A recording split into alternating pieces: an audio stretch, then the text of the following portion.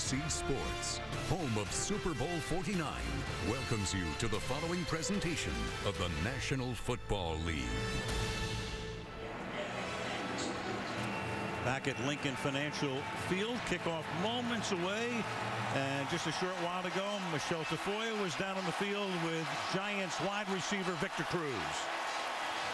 Well, Victor, last night Eli Manning told us that after the slow start, this offense finally found its identity. How would you describe the identity? Our identity is just coming out here and executing at a high level, whether it's a run play or pass play. We're going to execute to the best of our ability and make good things happen. And I think we've been fortunate to do that these last 3 games. Not many athletes relish coming into Philadelphia as a visitor, but back in 2011, you had the breakout game of your career here. What's it like for you to play in this place? It feels good. It feels good. It feels like familiar territory, but every time it's different. It's a different feeling, a different energy every time I come out here. I just want to come out here and try to reciprocate what I did in 2011 and come out here and give my team a chance to win. Victor, thank you. No problem. Thank you. And the Giants get linebacker John Beeson back tonight. He missed the last 3 games after re-injuring his right foot, which he originally fractured in the offseason. He'll wear a customized shoe to protect that foot. And Eagles linebacker D'Amico Ryans was questionable all week with a groin injury. He will start tonight, Al. The question is, how explosive can he be? Right now, Michelle, the NFC East is all of a sudden explosive. As you look at the coaches, Tom Coughlin, Chip Kelly, the Cowboys won again today, went into Seattle and beat the Seahawks in the Northwest. They won 5 straight. 30-23 was the final there. Philly comes in tonight 4-1. The Giants have won 3 straight, 3-2. Washington loses to Arizona this afternoon. Their record is 1-5. Josh Huff, a rookie from Oregon. He played there for Chip Kelly, and he's back to return the kick. Philadelphia won the toss, and they will receive. One of the few teams that just does not defer. Chip Kelly can't wait to get the ball, and Josh Brown will kick off for the Giants. Perfect night. Fireworks into the night sky in Philadelphia on this 57-degree night at Lincoln Financial Field. And away we go with a bouncing ball that will be down in the end zone there. So that fast-paced Philly offense coming out. Let's meet them. Nick Foles, Arizona. LaShawn McCoy, Pitt Panthers. Jeremy Macklin, Mizzou Tigers. Riley Cooper, Florida. Jordan Matthews, Vanderbilt. Brent Selleck, Cincinnati. Jason Peters, Arkansas. Matt Tobin, Iowa. David Moak, University of Michigan. Todd Hermans, Saginaw Valley. Lane Johnson, Oklahoma. Missing 2 starters up front, so we'll keep an eye on the Philly offensive line, the makeshift line.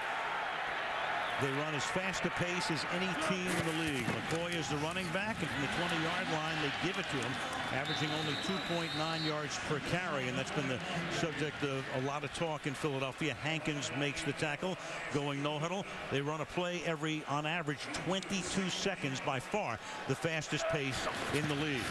And on 2nd and 8, the play fake, Foles throws over the middle, completes it to Riley Cooper. To the 33, that's a first down.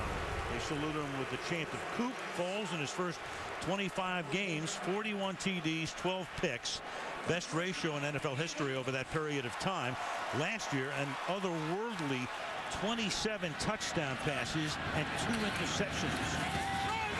Here's McCoy. And McCoy around the corner picks up a first down, and the crowd delighted. Jaquan Williams makes the stop. Notice the way he carries that ball low and outside. He does, just so loose with the football, and yet somehow he did lay one on the ground last week. But that is a good sign. If you want to talk about the #1 reason why the Eagles have struggled so far on offense this year, that's it. They haven't been running it. Give it to him again, and a big hole through the middle. Inside the Giants 40 to the 36, following the left tackle, Jason Peters. And already McCoy now 3 carries to 32 yards. That's good for 18. Well, here's where you've got to get it done inside, and that's where it really hasn't happened. They've got replacements, David Moak and Matt Tobin inside for Evan Mathis and Jason Kelsey, and they simply have not been able to run the football like that, but so far tonight, hot. Now Darren Sproles comes in. Got him from New Orleans. Play fake to Sproles. Foles dances away from trouble, completes it inside the 30-yard line to Zach Ertz, one of the Philly tight ends, for a gain of 9. The pace is just so difficult. When you get out and you start feeling like you're on your heels defensively, you just don't get a chance to regroup. 2nd and 1, good protection. Again, a completion. That's to the 20. That's to Jeremy Macklin. Leading receiver, missed all of last year with an ACL tear. Back he comes. 1st down. One of the things that they're really hoping for is that John Beeson back in there at middle linebacker, who's the quarterback of the defense, can really settle things, but he's been out for a while too, so you wonder how long it's going to take for him to get back into the game action. Already run 6 plays in 2.5 minutes. From the 19, pump fake, and then a little toss to McCoy, trying to break a couple of tackles, getting to the 17, tackled there by JPP, Jason Pierre-Paul. Well, athletically, there's nobody quite like this guy, Jason Pierre-Paul, and I've been watching him on tape here for the last 3 or 4 days, and he was a sensation 2-3 years ago, and really it's sort of fallen off a little bit. They were talking about just how he's been looking in practice, and he looks like he's having fun again, and athletically we're seeing some of those double moves. He's going to need him out here tonight. 3 tight end set from the 17 on 2nd down and 8. Swinging to the outside again. Here comes McCoy. He'll take the ball to the 14-yard line. Broke out of a Jaquan Williams tackle, and that sets up a 3rd down and 5. Try to go unbalanced line and bring the right tackle Lane Johnson over here to the left side to get all those big blockers out front. Pretty good by David Molt getting in front as well. Pretty good matchup right there, isn't it? Jason Peters, one of the most athletic left tackles there is in the game, against Jason Pierre-Paul, one of the most athletic defensive ends. 1st 3rd down on this, the opening drive of the game. Sproles is the back. Foles, only a 3-man rush.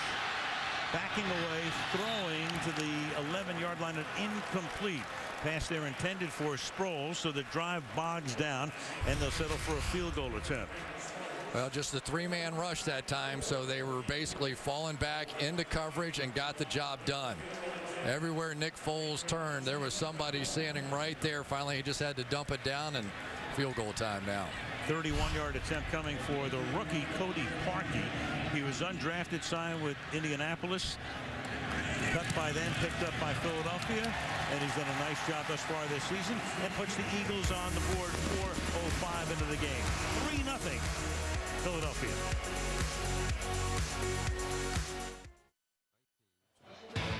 Sunday Night Football brought to you by Southwest Airlines. Without a heart, it's just a machine. By Kia Motors, visit kia.com to learn more. By Geico, 15 minutes could save you 15% on car insurance. And by Microsoft Surface, the official tablet of the NFL. It goes fast as the Eagles offense. Yes. Everything's quick. There you go. Warp speed here.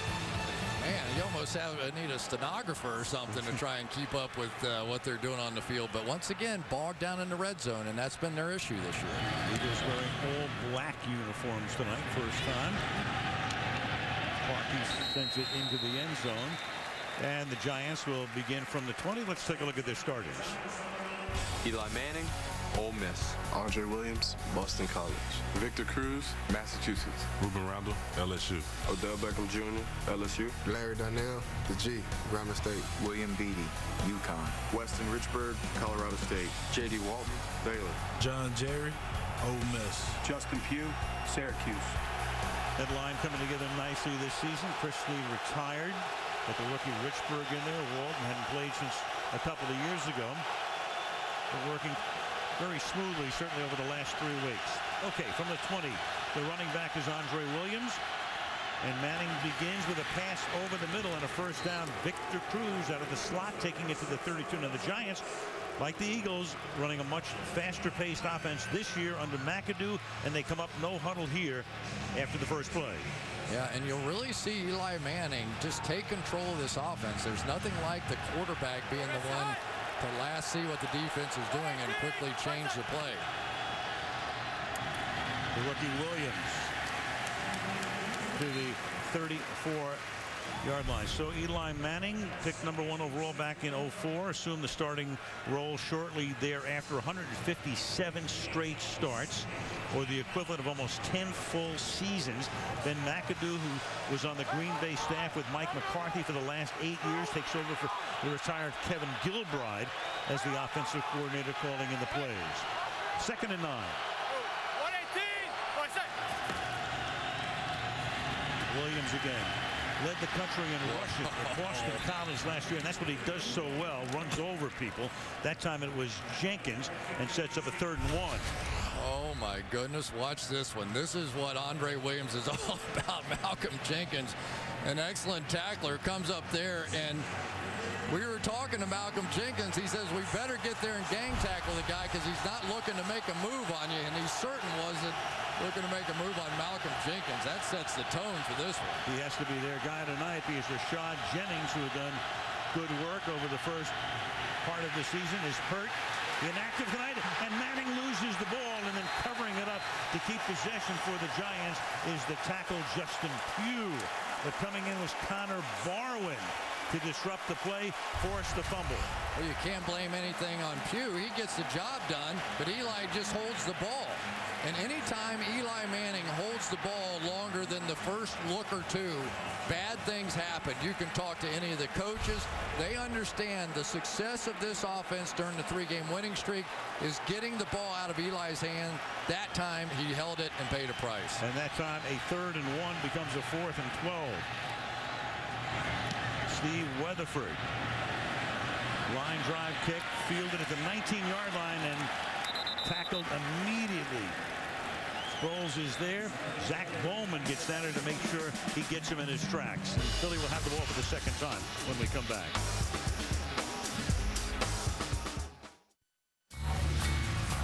Don't miss a moment of Sunday Night Football this season. NBC Sports Live Extra. Take the game with you anywhere, online and on tablet. Downtown Philadelphia, also known as Central Philadelphia. On this Sunday night, Eagles now, 2nd possession, and the ball is incomplete, intended for Jordan Matthews, a rookie out of Vanderbilt. Good coverage that time, 2nd down and 10. Well, Matthews has been making some nice catches for this football team inside. He's a tough guy, clearly has shown that. All-time leading receiver in the SEC, and that's saying something. 19 catches, 2nd on the team to Macklin, coming into the game tonight. And Foles checks it off to Riley Cooper, makes his 2nd catch, and that's a 1st down. Prince Amukamara with the coverage. Watch Nick Foles here. He wants to go to the 3 wide receiver side, doesn't like it, snaps around immediately, gets his guy on the backside wide open, Riley Cooper.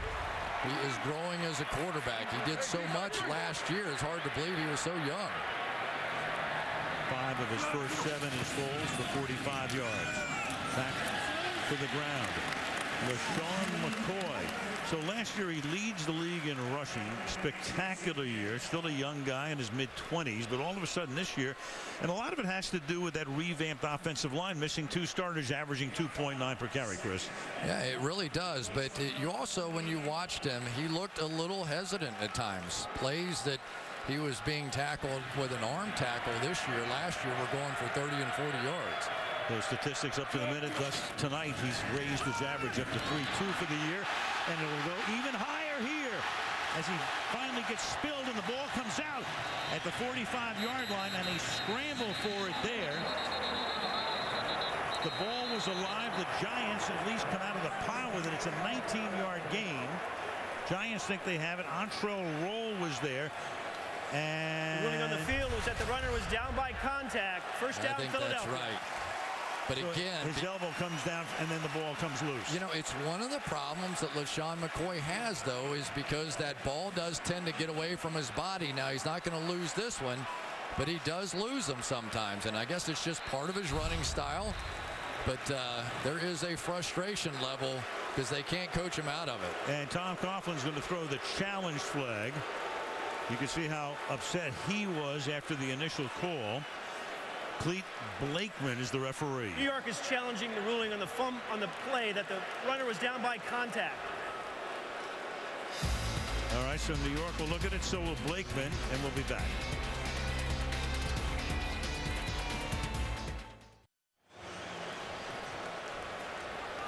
after review of the play, the runner's left elbow was down prior to losing control of the ball. The ruling on the field is confirmed. New York will be charged with its first timeout. First down, Philadelphia. So McCoy able to keep possession here. Roll makes the tackle. Roll would eventually get the fumble, but he has possession of the ball, and when his elbow goes down, that dislodges it.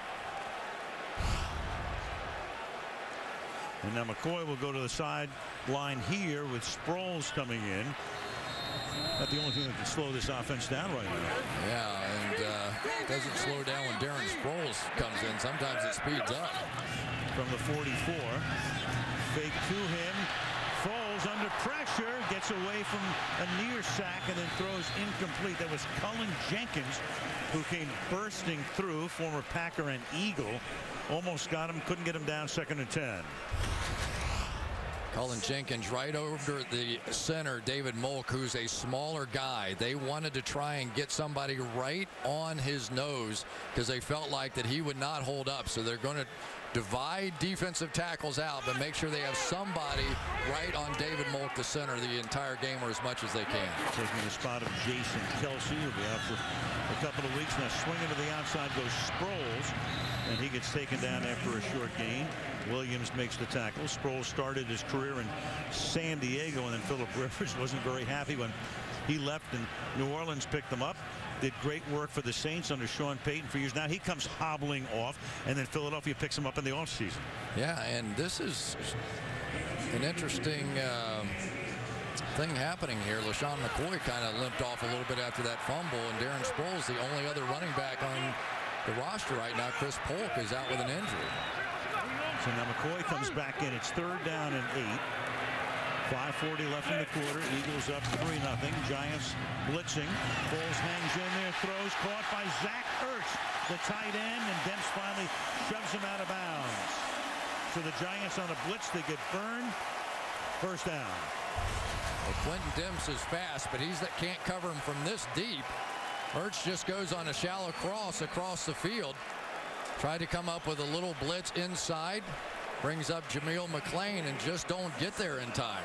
So here they are back down in the red zone. This has been where the Eagles have struggled. We talked to Nick Foles about it a little bit, and he said, I just got to loosen up. I'm just going to take my shots fired in there, get an interception, something bad happens, I'll get them next time. Near the bottom of the league are the Eagles in red zone touchdown percentage.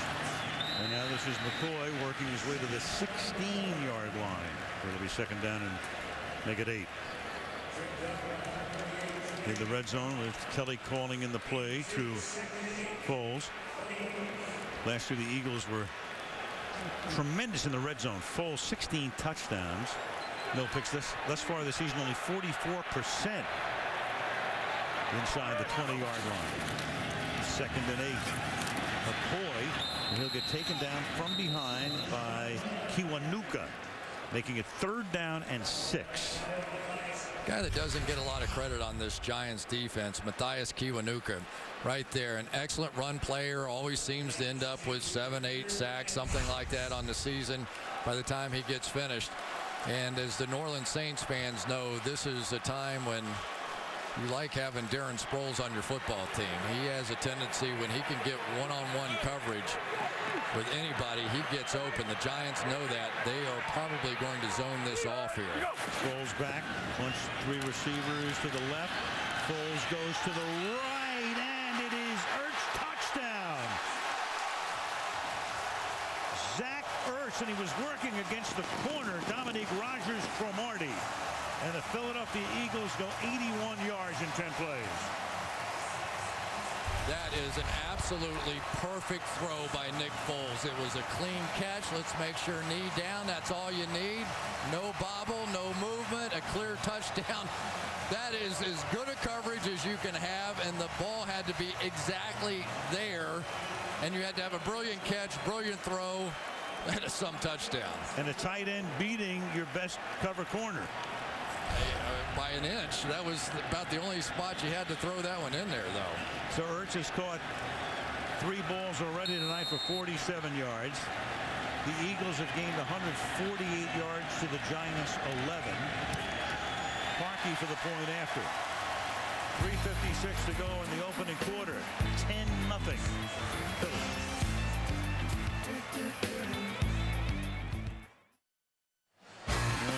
again, you can count on Jimmy Fallon to get a great lineup of guests to come into the studio. Emma Stone, Bradley Cooper, Neil Diamond among those. Paying a visit to Jimmy on the Tonight Show this week here on NBC. Rolling down the Schuylkill River in Philadelphia, PA on this Sunday night. 10-0 Eagles. Cody Parkey sends it down toward Michael Cox. They're down it there. And the Giants will have the ball for the second time tonight when we come back. Ertz with the TD. 10-0. Here come the MIBs. Of course, all of the numbers are tilted in Philadelphia's favor. 19 plays to 4 as you look at Ben McAdoo. Came over from the Green Bay staff. He was ready to interview and did for the Cleveland head coaching job as the Browns came to Green Bay. And then the day before, he went through with that interview, but the day before, Tom Coughlin had called him and said, hey, I want to talk to you about being the offensive coordinator. Went to New York and got the job. Now Manning rolling out, looking downfield, throwing, and it's caught by Ruben Randall for a first down. And let's take a look at the Philadelphia defense. Fletcher Cox, Mississippi State. Benny Logan, Louisiana State University. Cedric Thornton, Southern Arkansas University. Connor Barwin, Cincinnati. Miko Ryans, Roll Tide. Casey Matthews, University of Oregon. Trent Cole, Cincinnati. Bradley Fletcher, Iowa. Malcolm Jenkins, The Ohio State University. Nate Allen, University of South Florida. Kerry Williams, Washburn. Cole, the longtime star of that group in his 10th season. Whoa. Catches made there by Odell Beckham, who had a hamstring injury that took him out of training camp, took him out of preseason, took him out of the first 4 games of the season, and then had his coming out party last week. This kid is special. I tell you, you put on the tape from a week ago, and I just kept going, wow, look at the quickness, look at the speed, went up, made plays. And there's nowhere that time. So Beckham was their number 1 choice. Williams was their number 4 choice. Beckham played his college football at LSU. And again, that hamstring was a source of tremendous frustration to Coughlin, to the whole team, and certainly to Beckham. Yeah, here's a guy that was a world-class soccer player as a kid and decided he just didn't want to travel the world with the national team and decided on football. That worked out all right, too. 4 catches last week, including a big one to win the game against Atlanta. And Manning's going to go down at the 37-yard line. Trent Cole, who's been doing that for a decade. Emmanuel Acho also came in to finish him off. There we go. Going to take the inside pass. So they have Trent Cole, who typically plays on the other side, over here against Justin Pugh. And you're not used to seeing that kind of speed. That guy has his own hunting show on Blitz TV, and he did a little hunting on that one. So 2 sacks. That's 82.5 career sacks for Cole. It's 3rd and 19. And Manning's going to take a timeout, and the crowd just loves it as they help to disrupt the Giants' offense. This does not look like the New York Giants offense that we've been seeing for the last 3 weeks. It's been a product of power running. It's been a product of quick throws by Eli Manning, get the ball out of his hands. And right now they just look unsettled. This offensive line has been playing very well. They haven't been asked to do a lot because Eli's been getting the ball out of his hands so quickly. But they're under siege right now by this Eagles defense. Second charge timeout against the Giants. They lost the first on the unsuccessful challenge. 3rd and 19 with the ball at the 38-yard line. Giants spread it out.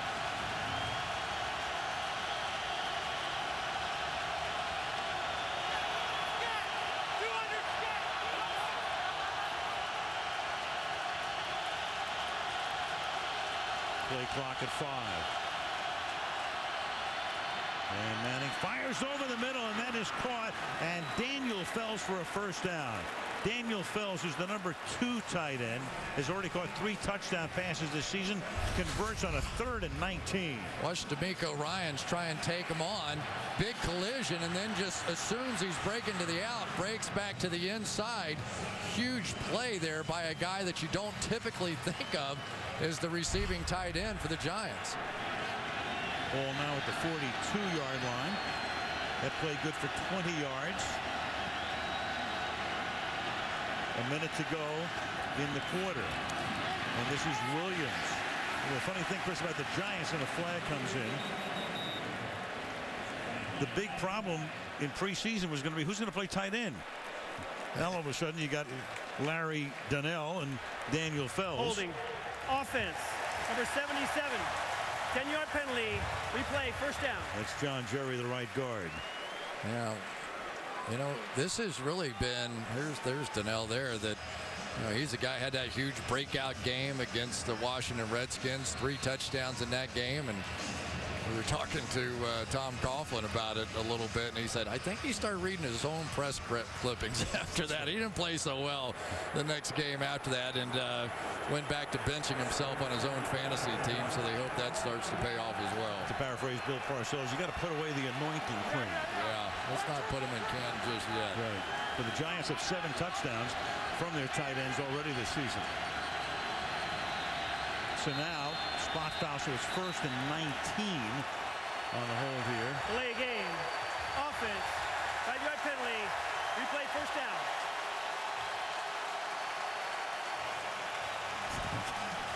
Really exultant. Well, Coughlin the reverse. When you're on the road like this, the last thing you want to do is energize the crowd and let them feel like they're having an impact on your offense. But that's what this crowd is convinced of right now. 1st and 24. Now you've got Peyton Hillis, who will be the number 2 back right now behind Williams. Jennings hurt tonight, and Manning is going to go down again at the 42-yard line. That's Vinny Curry. And that's going to take us to the end of the first quarter, which has been all Philadelphia. End of 1. 10-0 Eagles. Sunday Night Football resumes after these messages.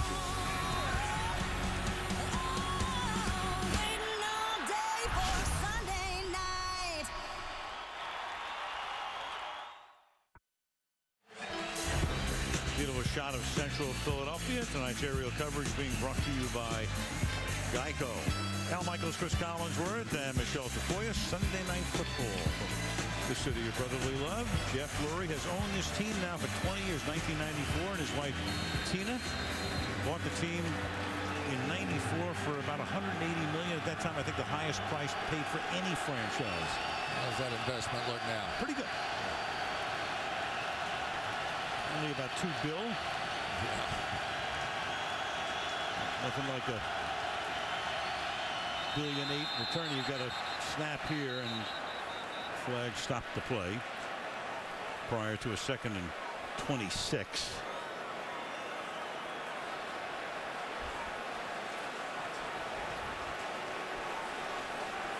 Seeing a lot of new looks out here tonight by defensive coordinator Billy Davis. Neutral zone infraction. Defense, number 58. It's a 5-yard penalty. Replay second down. Trent Cole. Connor Barwin, Trent Cole, both right up here. These are the outside pass rushers. Typically, they're putting them on either side of J.D. Walton. And just anticipating the snap count, you can tell they think they're in a bit of a feeding frenzy. 3 sacks already on the night, and for Eli, that's the most he's ever been sacked in a game this year. And working the interior of that Giants line as Manning will go down again. So Manning had been sacked 7 times over the first 20 quarters, and now he gets sacked for the 4th time tonight. Well, Justin Pugh had a good year last year. He's having a rough night tonight, though. He has been getting beat by everybody. Trent Cole got him. Connor Barwin's taking a turn now. And for Eli Manning, he's trying to throw it quickly, but he could barely hit his back foot right now. Well, they converted a 3rd and 19. Now they're going to have to convert a 3rd and 25. They're going to give the ball to Hillis, and he'll go nowhere. Peyton Hillis, his first carry of the night. Connor Barwin, there he is again. And it's 4th and 25. Well, right now the defense is feeding off of the energy of that offense, because offensively, when the Eagles start to get their running game going the way they have tonight with LaShawn McCoy, it gives them a little rest. They're used to being back out on the field about every minute or two, and tonight they're getting rest and tearing up the New York Giants. Weatherford, Eagles moving around, trying to find a spot to come in and maybe get a block, and now all of a sudden you've got a flag. Well, the Giants just look completely unsettled. There's clearly some movement. False start offense, number 58. 5-yard penalty, still 4th down. Third penalty against the Giants. Mark Herzlich. And it makes it 4th down and 30. Got to be careful now. Darren Sproles back there to return this kick. We've been great on special teams this year. They'll have a chance here too. 47-yard boot. A good coverage by the Giants as he runs it back to the 21. Let's take a look at the Giants defense.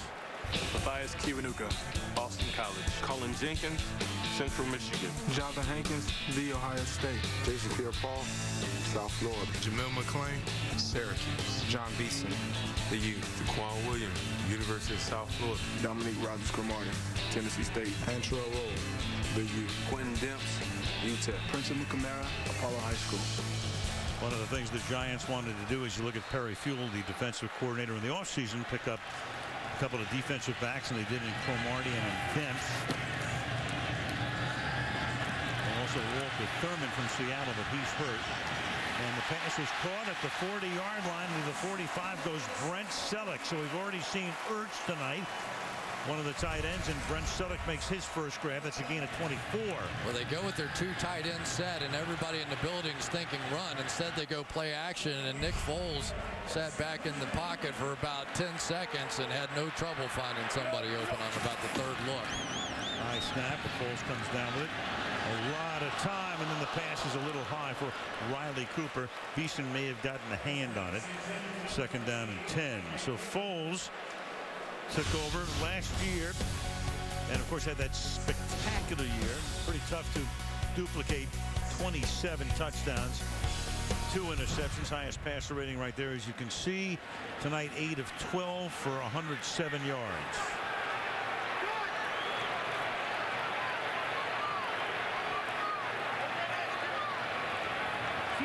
Second and 10. McCoy gets bottled up just past the line of scrimmage. Tremaine McBride makes the stop. 3rd and 8.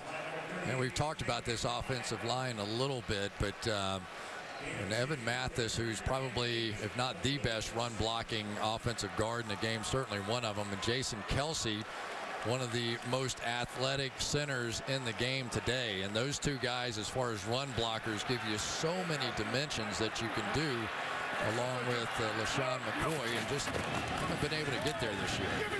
Giants put some heat on. The pass has gotten away and is caught at the 50-yard line and then paying the price.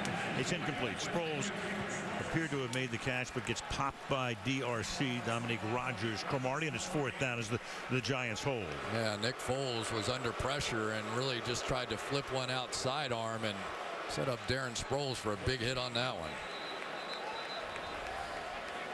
Donnie Jones comes in for his first punt of the night. Preston Parker back inside his 10-yard line. Giants needed a stop, and they got one. You have to stop the bleeding in this one. Jones, an angled kick that will bounce out of bounds inside the 10. So the Giants start from the 8-yard line. 12:09 to go in the half. 10-0 Eagles.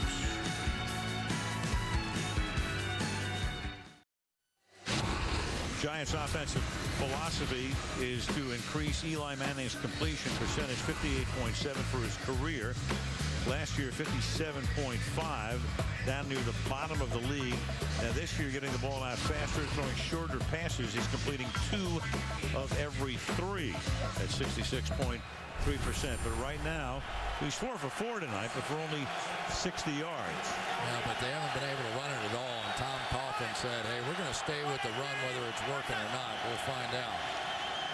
And they start with a run right here, and Williams goes nowhere. Tackled there by D'Amico Ryans. Boy, D'Amico Ryans, such a great weapon on this team, and they were so happy to get him back out with a groin injury a week ago, and some question whether he would play, but he is the quarterback of this defense. He's the X factor, and the guy that Billy Davis, the defensive coordinator, said he can match wits with Eli Manning. I'm not worried about that, but we desperately need him against this no huddle. And the Giants this time did huddle. They're back at the 8-yard line. Dangerous ground there, and Williams goes nowhere. Casey Matthews makes the tackle. Brother of Clay. It'll be 3rd down and 10. Casey Matthews didn't get off to a great start in his career here. Got some opportunities early, but after watching him last week, I thought he made more plays than I'd seen him make in a long time. And he's going to have to. Michael Kendricks is out with that calf injury, and he's been Mr. Sunday Night Football. He's been spectacular when we've seen him. Casey played at Oregon for Kelly, and he could have joined them last year here. 3rd down and 10 from the 8. Manning with a short drop, and he'll go nowhere, and he's tackled at the 8-yard line. So Manning starting to run, but not very far. In fact, for no gain at all. 4th and 10 on a quick 3 and out. Well, he was looking for Cruz on the outside, but you can tell they call it the clock in the quarterback's head, that he gets back there and he begins to say, all right, this is when I've been getting hit. Well, that clock has been accelerated in this game by the Philadelphia Eagles defense. Weatherford with his 3rd punt of the night out of the end zone. Sproles going to let it go, and it's going to bound out of bounds in Giants territory at about the 47-yard line. 10:07 to go in the half. 10-0 Philly.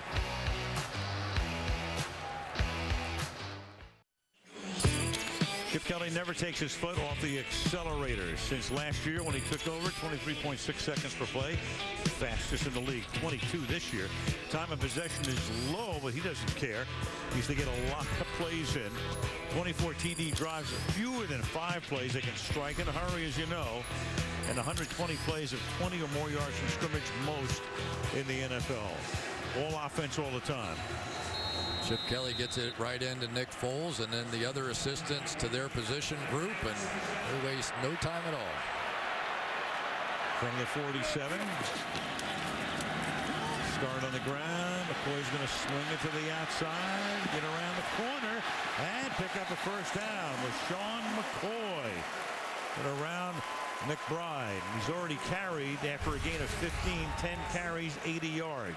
Not the first time you ever seen LeSean McCoy bounce out, but watch the block by Jeremy Maclin on the outside.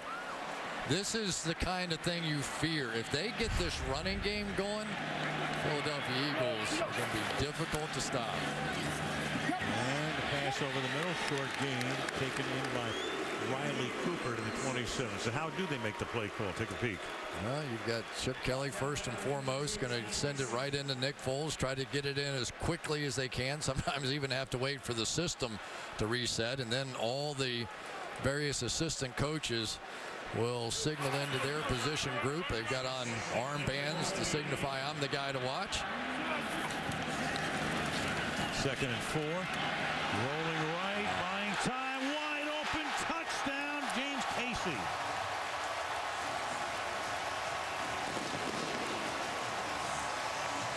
The number 3 tight end gets free for 26 yards and a score.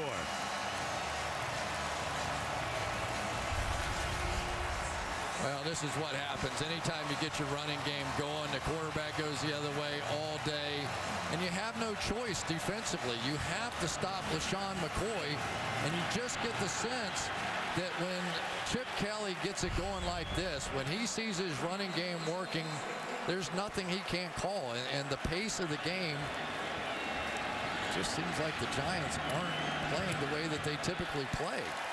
Parkey for the point after. So another one of those quick strike drives, only 3 plays that time, 47 yards, 9-10 to the half, and it's 17-0.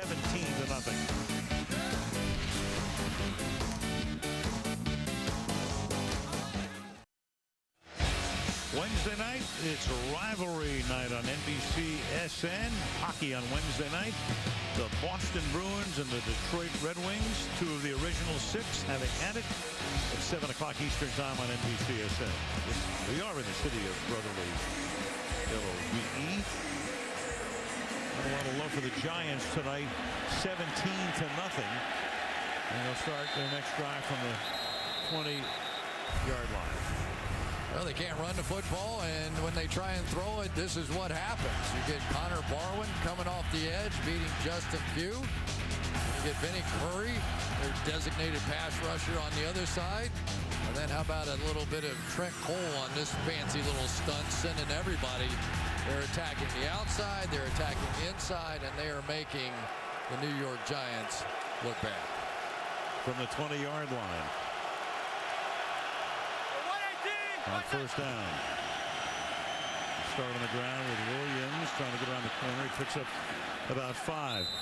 You know, Chip Kelly was saying, I'm just waiting for the complete 60 minutes. They had 3 big comebacks in the first 3 weeks. Then they lost to San Francisco, had no offense at all, even though they had 3 return touchdowns. Last week, big lead against the Rams and almost blew it. Well, you knew they were capable of this, but I didn't know if we were going to have to wait to see this offensive line come back intact before we ever saw it. But tonight, really, the key has been they got their running game going early. 2nd and 5. Manning looks downfield, and the pass is taken in by Ruben Randall. His second catch. Bradley Fletcher rides him out of bounds. First down, New York. Now, they've hit this one a couple of times now. They're just going one-on-one against the corners and driving with Ruben Randall well off the ball, sort of beyond that point where you expect some kind of break to happen. But because it's a bootleg action, Eli able to get it in there. They really need to work on these corners a little bit more. They're but the ones that have been struggling.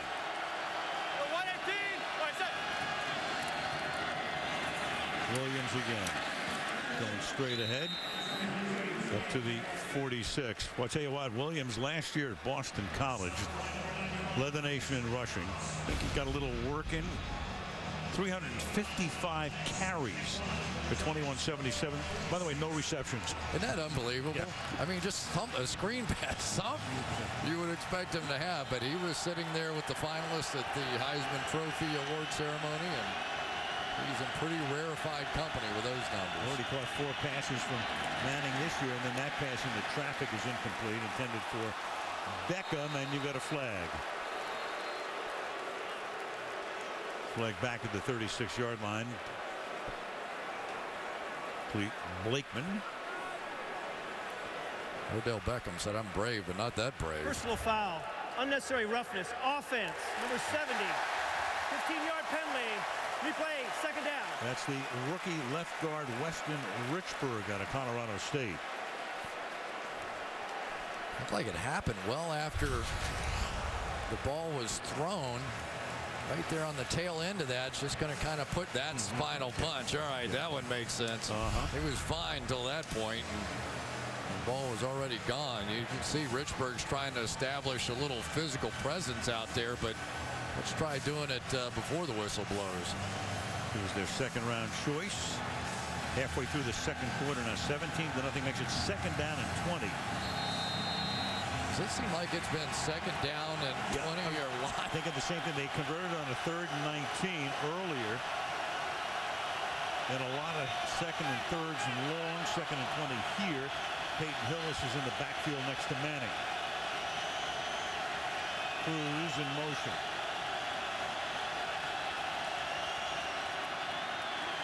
Manning under pressure again, and that pass is incomplete. Trent Cole putting the heat on once again.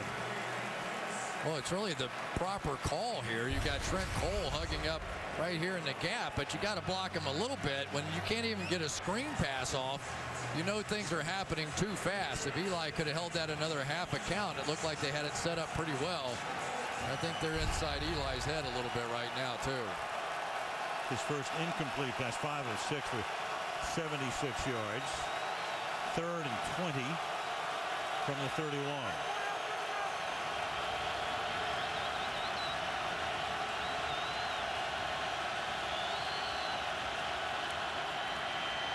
Manning, juggling catches made, and that's Larry Donnell, the tight end. Way short of the first down, and Weatherford will see some more action.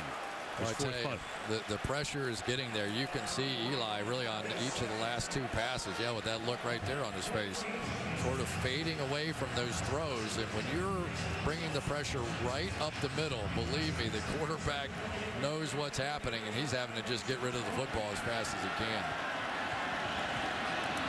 Sproles to return it. Weatherford taking it toward the near sideline. Sproles collects at the 14. Has room. Darren Sproles across the 50. And down he goes at the 43-yard line. Donnell with the tackle. So the dangerous Sproles with a big-time run back here of 43 yards after a 49-yard punt. Philly with the ball, up 17.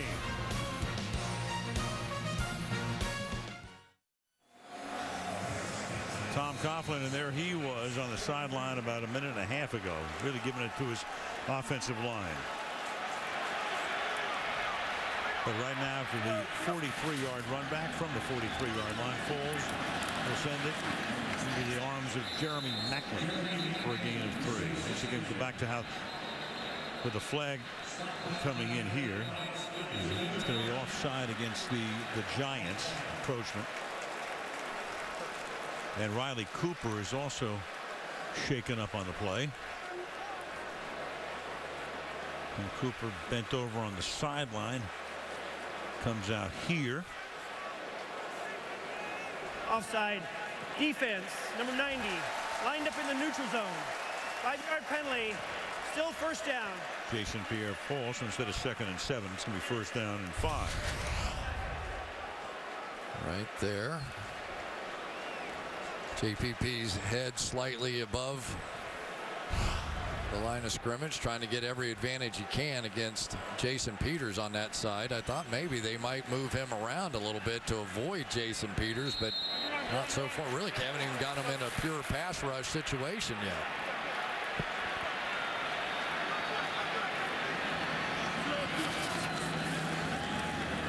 And on the 1st and 5, slicing to the outside, gaining 3. Is LaShawn McCoy.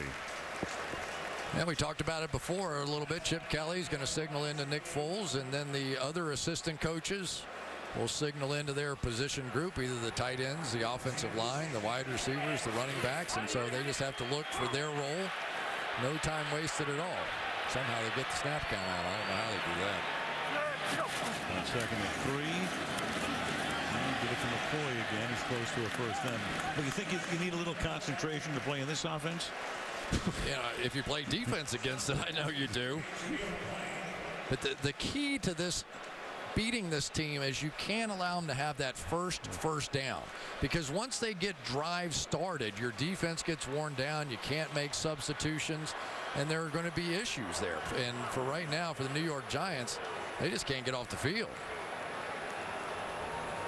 Going to have a measurement here because it's going to be either 3rd and inches or a 1st down as the chain gang comes in.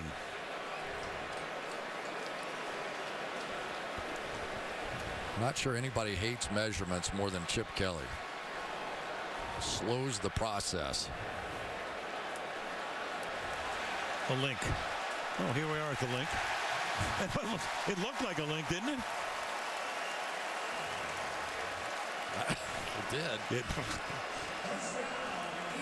I guess if you're within a link, they give it to you. At the link, when you're hot, you're hot. Let's go. Here comes McCoy back out. And boy, what about being able to sub in a back like LaShawn McCoy with Darren Sproles? Now the pistol. And a little swing, backward pass to Sproles. And he'll get hog-tied, taken down by the neck by Antrell Roll, and of course that's going to bring a flag.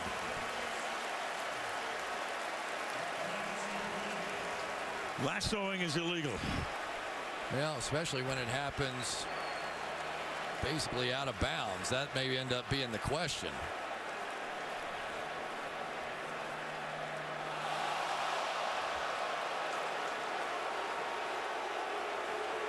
He's kind of got his hand. It was.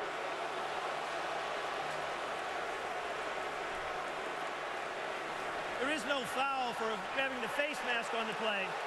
It'll be a first down, Philadelphia.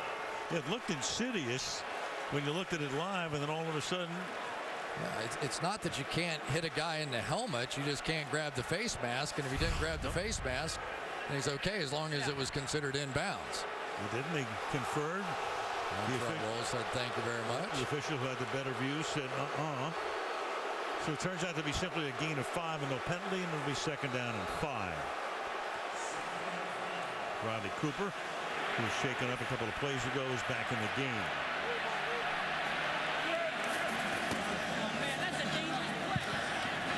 Good play fake, and then the pass is too high, incomplete, intended for Zach Ertz, who's already had a big night with 3 catches, 47 yards, and a touchdown. Now the Giants were really hoping they could keep Zach Ertz in as a blocker, because really some of the protection issues the Eagles have had, they've been forced in some ways to bring those tight ends a little closer in there and pass protect. But tonight with the pace, they really haven't had to do that. And once this team runs the ball out of spread formations, you're in trouble. 3rd and 5. And Foles is going to get out of trouble, and then Jason Pierre-Paul stops him from getting a certain first down on the run.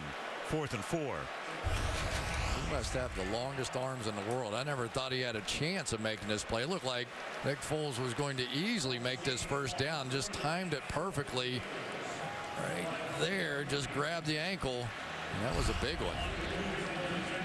Now Cody Parkey, this will be a 45-yard attempt for the rookie who played at Auburn. Picked up late in training camp and won the job from Alex Henry. 45-yard attempt is just good. Inside the right upright with 4:25 to go in the opening half. Eagles tack on 3 more and lead 20-0 on Sunday Night Football.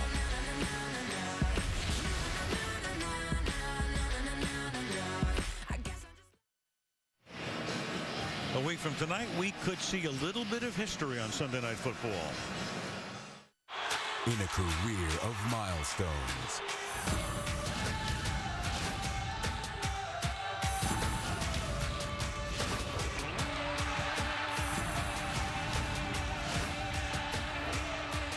only one stands above them all. 509.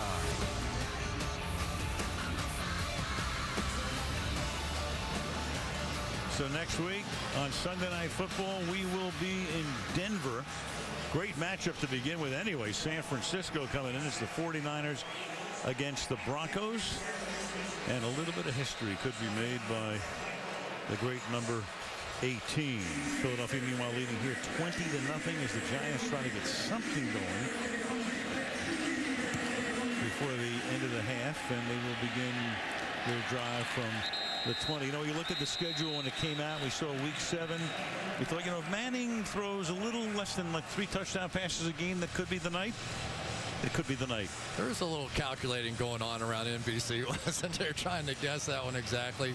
It's hard to believe, though, that guy just a few years ago we were questioning, is he finished, the thing with his neck, and is he ever going to be able to come back and play at that level? Well, he has exceeded that level, and it appears no end in sight. He threw 3 today in the home of his brother, the Giants and Jets, of course, both playing at the Meadowlands. Denver beat the Jets. 2 touchdown passes to Julius Thomas today, 1 to Demarius. Now the Giants trying to get something going on the ground, and Andre Williams unable to get untracked thus far. The rookie has carried the ball a total of 8 times for 21 yards. Well, Bo Allen right here is just going to take on the center, J.D. Walton, who is not the biggest guy in the world, and they're just jamming it up in there. You can't start every series with either a penalty or a basic 1 or 2 yard run, because now they start getting in pass rush mode, and that has been a nightmare for Eli tonight. 3-to-1 ratio in yards tonight. And look at all the guys, Al, right around the center guard area. That's where they wanted to attack. And just to get the play off, and here goes Williams, and they take care of the rookie before he can come close to turning the corner. D'Amico Ryan's in on the tackle, 3rd and long upcoming. I mean, you can just see they are just plastered around the line of scrimmage. They're trying to match it with 2 tight ends, a fullback, and just play some power football. Maybe they thought because Michael Kendricks was out and they had backup linebackers in, Casey Matthews, Emmanuel Acho. But so far, it has been nothing but 3rd and longs for Eli Manning, and that is no fun against these pass rushers. Now they've got all the pass rushers in the game. Giants on 3rd down, an average of 15 yards to go. Here they have 10. Blitz coming. Manning has to step away and throw it away. Right through the middle came Malcolm Jenkins on a safety blitz, untouched. Manning forced to throw it away, 4th down. This is all they've been doing, here and here, and then looping around. The tackles go wide, and there's just nobody there. Eli knows he has to get out of there. There's no answer for that, and the reason there's no answer for it is you can't run the football. You can't end up in 3rd down and 10 all night, or 3rd down and 20 as they've been much of the night, and have a chance. Weatherford already his 5th punt of the night, and it's a terrible kick. But it takes a decent bounce for the Giants, and at least they don't give Sproles a chance to run it back. Chris Maragos came in and almost got a piece of it. Maragos got a piece of it the way it skidded off the foot. Take a look at this. Maragos, yep, deflected it. Well, I'm not sure there's a team in the league that spends more time on special teams than do the Philadelphia Eagles. Maragos already has a touchdown on the season. They have been simply destroying teams on special teams. They keep blocking kicks. They're returning them. We already saw Sproles tonight with a great return, one time after another. And Chip Kelly goes, hey, I sit in on every special teams meeting.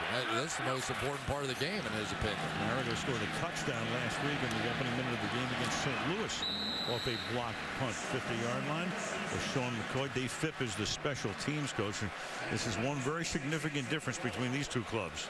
No doubt about it, and he's kind of a crazy man out there. He gets right out in the action and participates. He plays the opposing teams, and he'll blitz and knock them around and gets them fired up. 2nd and 6. Catch made by Jordan Matthews. Name a non-crazy. That's a good point. Well, you know, that's a really good point. Like John Harbaugh, you know, you think of John wants to be a head coach. I mean, the craziness went away. Yeah, but, you know, partly because you have to convince guys to want to do that, because everybody wants to start on offense or defense, and sometimes those special teams are that extra work. 2-minute warning. Philadelphia 20 and the Giants nothing.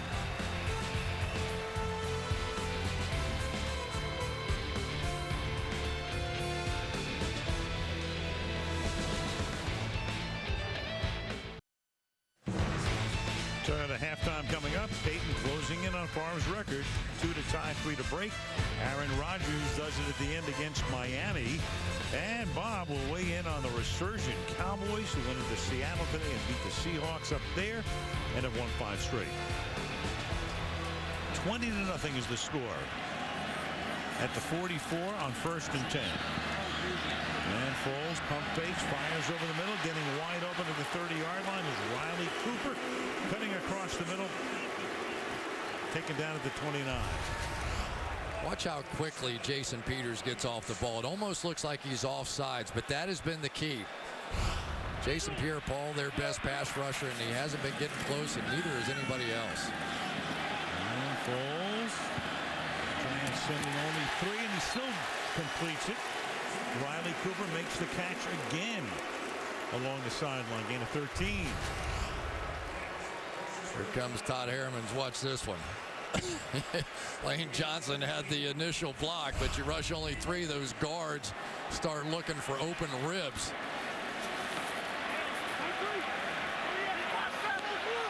Minute and a half, the ball at the 16. Eagles go 5 wide. And Sproles comes into the backfield. And Foles goes that way, and it is picked off at the 19-yard line by Antrell Roll. Exactly what the Giants needed at this point, intended for Sproles, who went into the backfield, then came back out the other way. He got away with this earlier, but here's the mistake. He's going to look this way the whole way, didn't like it, feels the pressure, tries to flip it without really seeing what was out there, and he's lucky that one wasn't a touchdown the other way. A lot of conversation this week in Philadelphia about some of the footwork problems that Nick Foles been having, but that one he threw without looking. Roll with his 3rd interception of the season. The Giants now have 9 on the year. Ball to the 25-yard line. So Philadelphia going for the kill shot before the half, and now all of a sudden the Giants seeing if they can get at least in the field goal range with 1:20. They only have 1 timeout, using 2 earlier. Now we've got flags, and we've got a false start. False start. Offense, number 77. 5-yard penalty. Still first down. John Jerry. Well, it has just been one big mistake after another. Tom Coughlin, a guy who has sort of based his reputation on no turnovers and no big mistakes, has watched nothing but out here tonight. But it has been an overwhelming assault on this offensive line that has to be a little unexpected the way they've been playing lately. Certainly after the first 2 weeks of the season. 4-man rush. Eli then throws, and that's caught by Randall. Flag is down here. Tackled by Fletcher.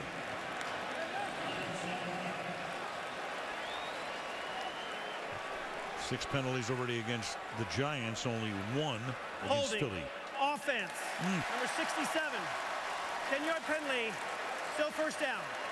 Well, that's going to make it Pugh with the penalty. 7 penalties now on New York. Benny Curry's going to try and get inside, and he just gets hooked, and probably a good thing that he did. So the speed of the outside pass rushers has just been too much for Justin Pugh tonight. Now, offensively, you certainly would love to get something going, but you don't want to hand the ball back to the Philadelphia Eagles offense, because your offense is going in reverse. 1st and 25.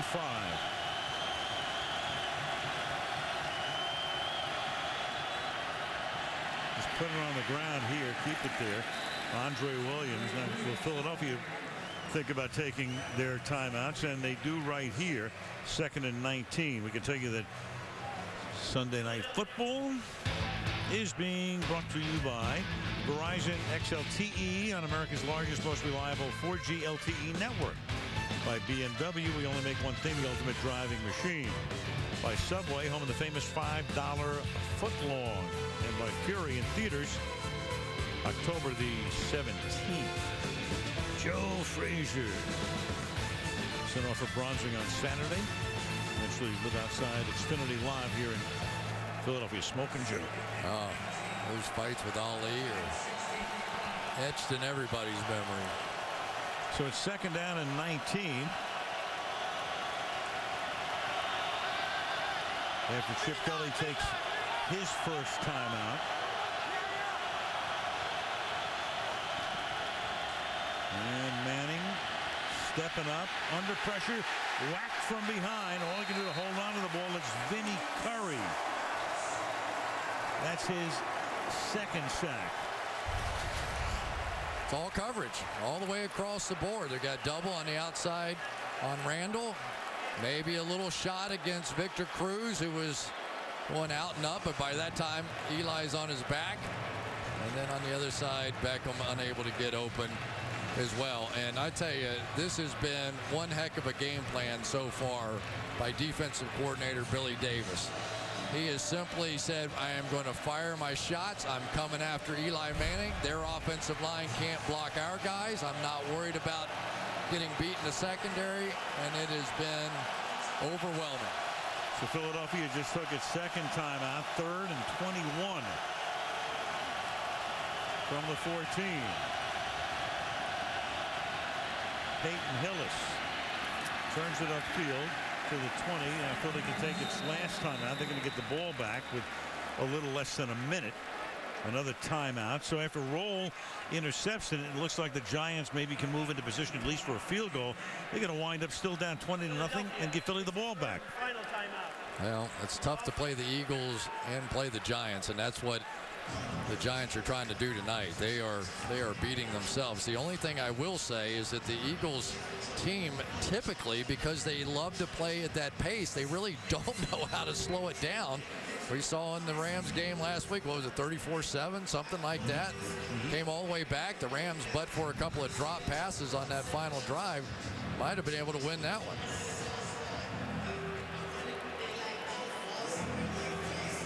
Tom Quinn, the special teams coordinator in Philadelphia, probably trying to set up a potential block here because Weatherford will boot it away for the 6th time. They almost got there the last time.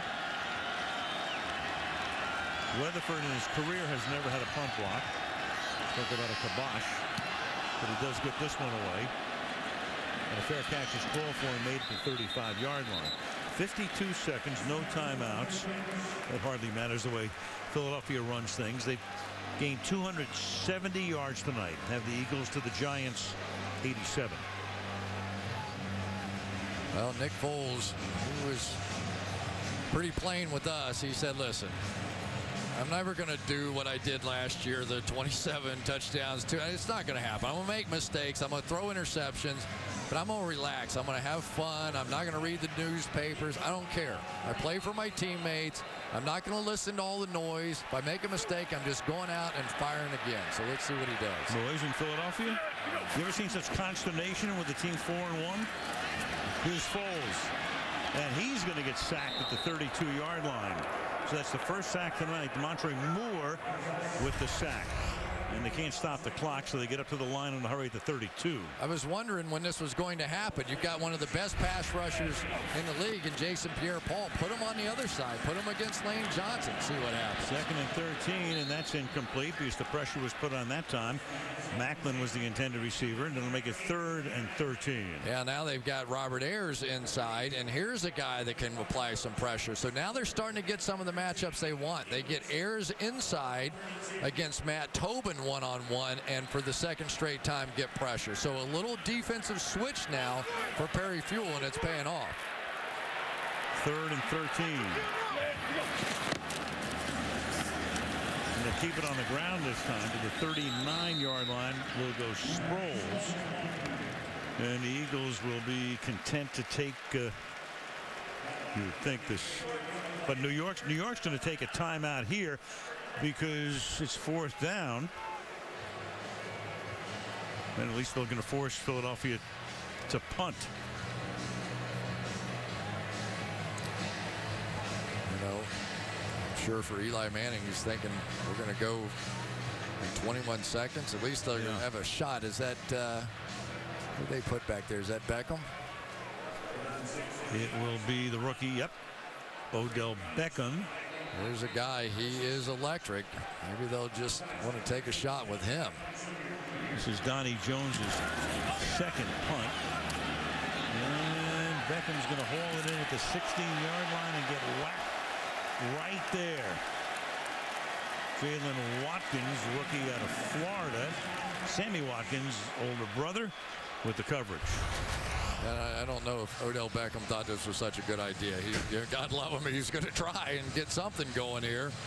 But those Watkins kids can play. Old Sammy Watkins is pretty good too, isn't he? Not bad. The Buffalo wide receiver, 4th guy overall picked in the draft. So the Giants will just go into the locker room down 20-0, and they will get the 2nd half kickoff. But they don't really have a clue of what's going to work. There was not a moment in this first half that they did anything that you'd feel good about coming out in the 2nd half. Averaging only 3.3 yards per play. Eagles are averaging 7. And Manning is going to end it with a 1-yard run up to the 17-yard line. So the Philadelphia Eagles, with a mark of 4-1 coming in, played a great first half and lead it 20-0. Coming up next, the Toyota halftime after these messages.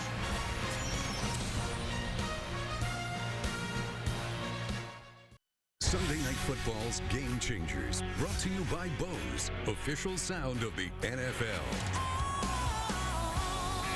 Sunday night, baby, nothing better. Waiting all day for Sunday night. Foles goes to the right, and it is Ertz touchdown. And Manning loses the ball. Manning will go down again. He's having a rough night tonight. Buying time, wide open, touchdown, James Pacey.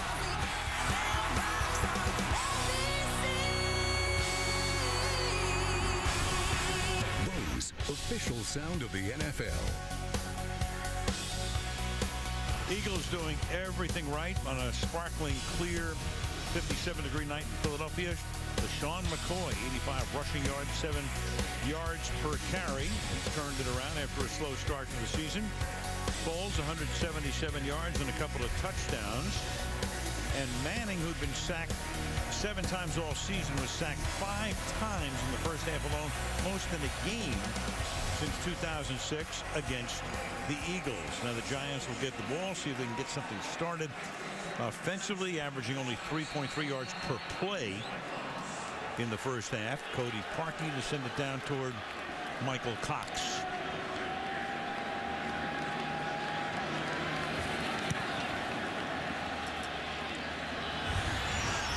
Get a run back to start the second half. Cox brings it back out to the 24-yard line, and we check in with Michelle. Al, a clearly exasperated Tom Coughlin told me at halftime, we've got to get our run going. These aren't the 1985 Bears we're playing. And to help protect Eli Manning, he said, we got to help our tackles.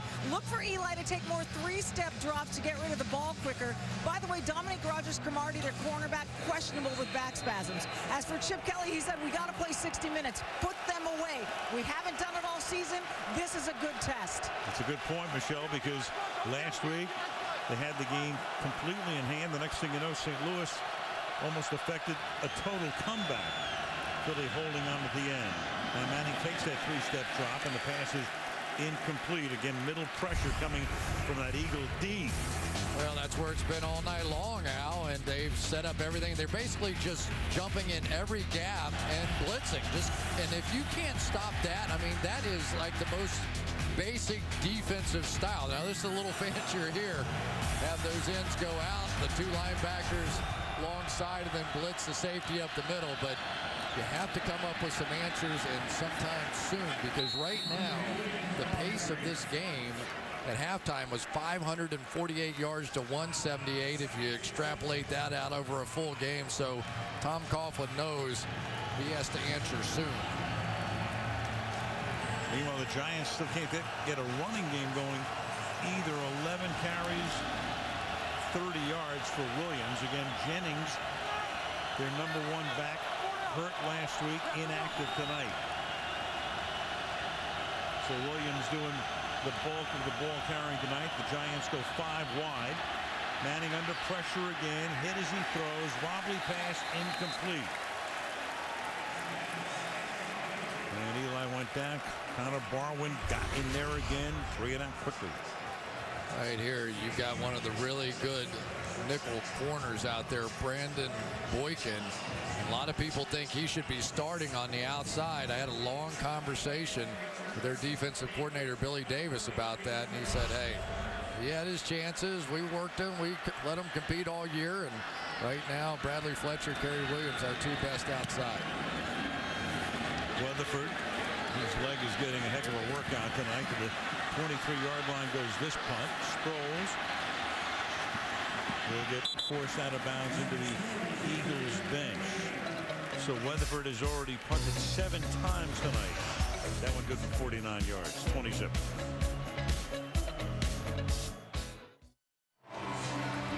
LeSean McCoy, much discussion about him in this town over the past couple of weeks. Yards per carry, 5.1. Last year won the rushing title. Came into this game averaging 2.9. Before contact, 3.3 last year. Of course, with the upfront issues, missing 2 starters, he's averaging only 1.6, or was coming into tonight's game before contact. Yeah, we're missing 3 starters at the beginning part of the year because Lane Johnson was suspended. So plenty of issues. And then, of course, the Washington game, even Jason Peters got thrown out of that one, so they're missing 4 starters. Michelle talked about Dominic Rogers-Cromartie. He is not in here. So he's on the bench.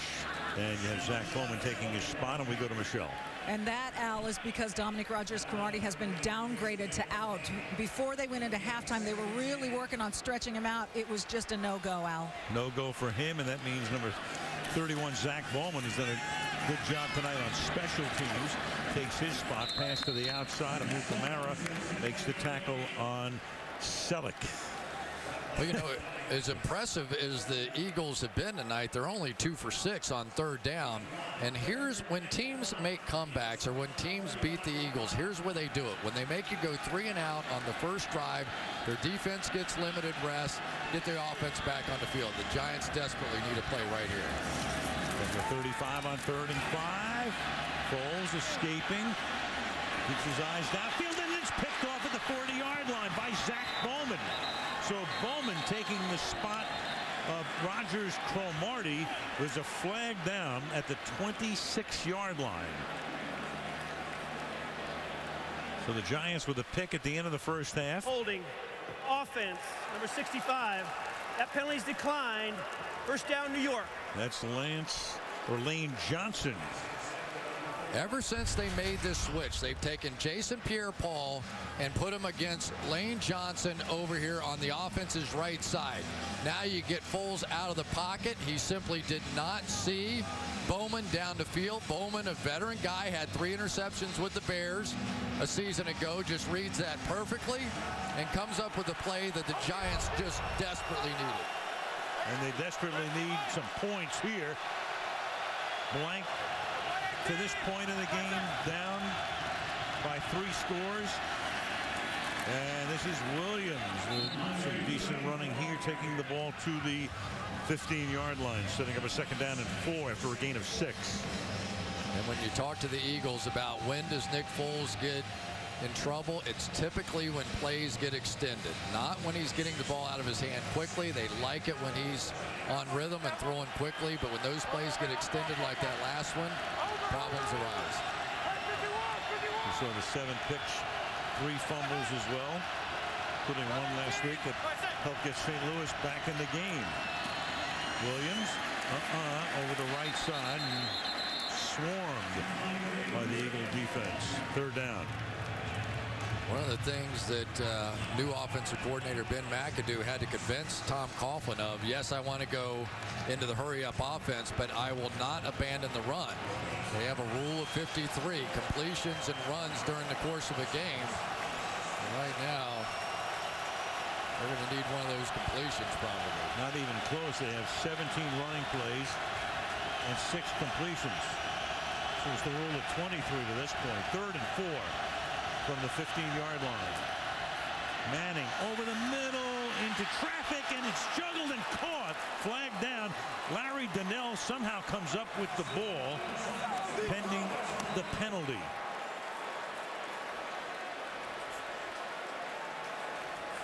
That is an unbelievable play right there. Insane. If this stands. Nolan Carroll knocked it down, or he thought he did. Holding. No. Offense. Number 65.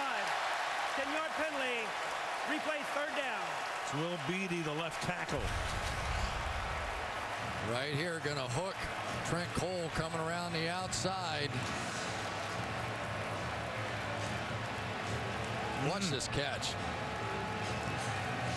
No doubt about it. Nolan Carroll got his hands on the ball, and Donnell was still able to catch it, and that's the kind of night it's been for Tom Coughlin and company. That moves it back to the 25-yard line and makes it 3rd down and 14. 8 accepted penalties tonight against the Gents.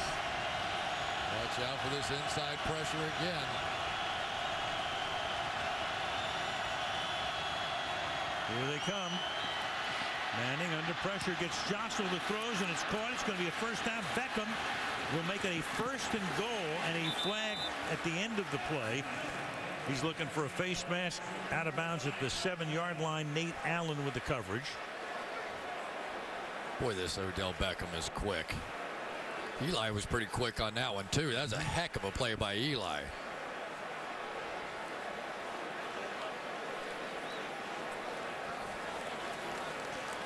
And obviously the penalty is going to be against Philadelphia. There is no foul on the play for an offensive face mask.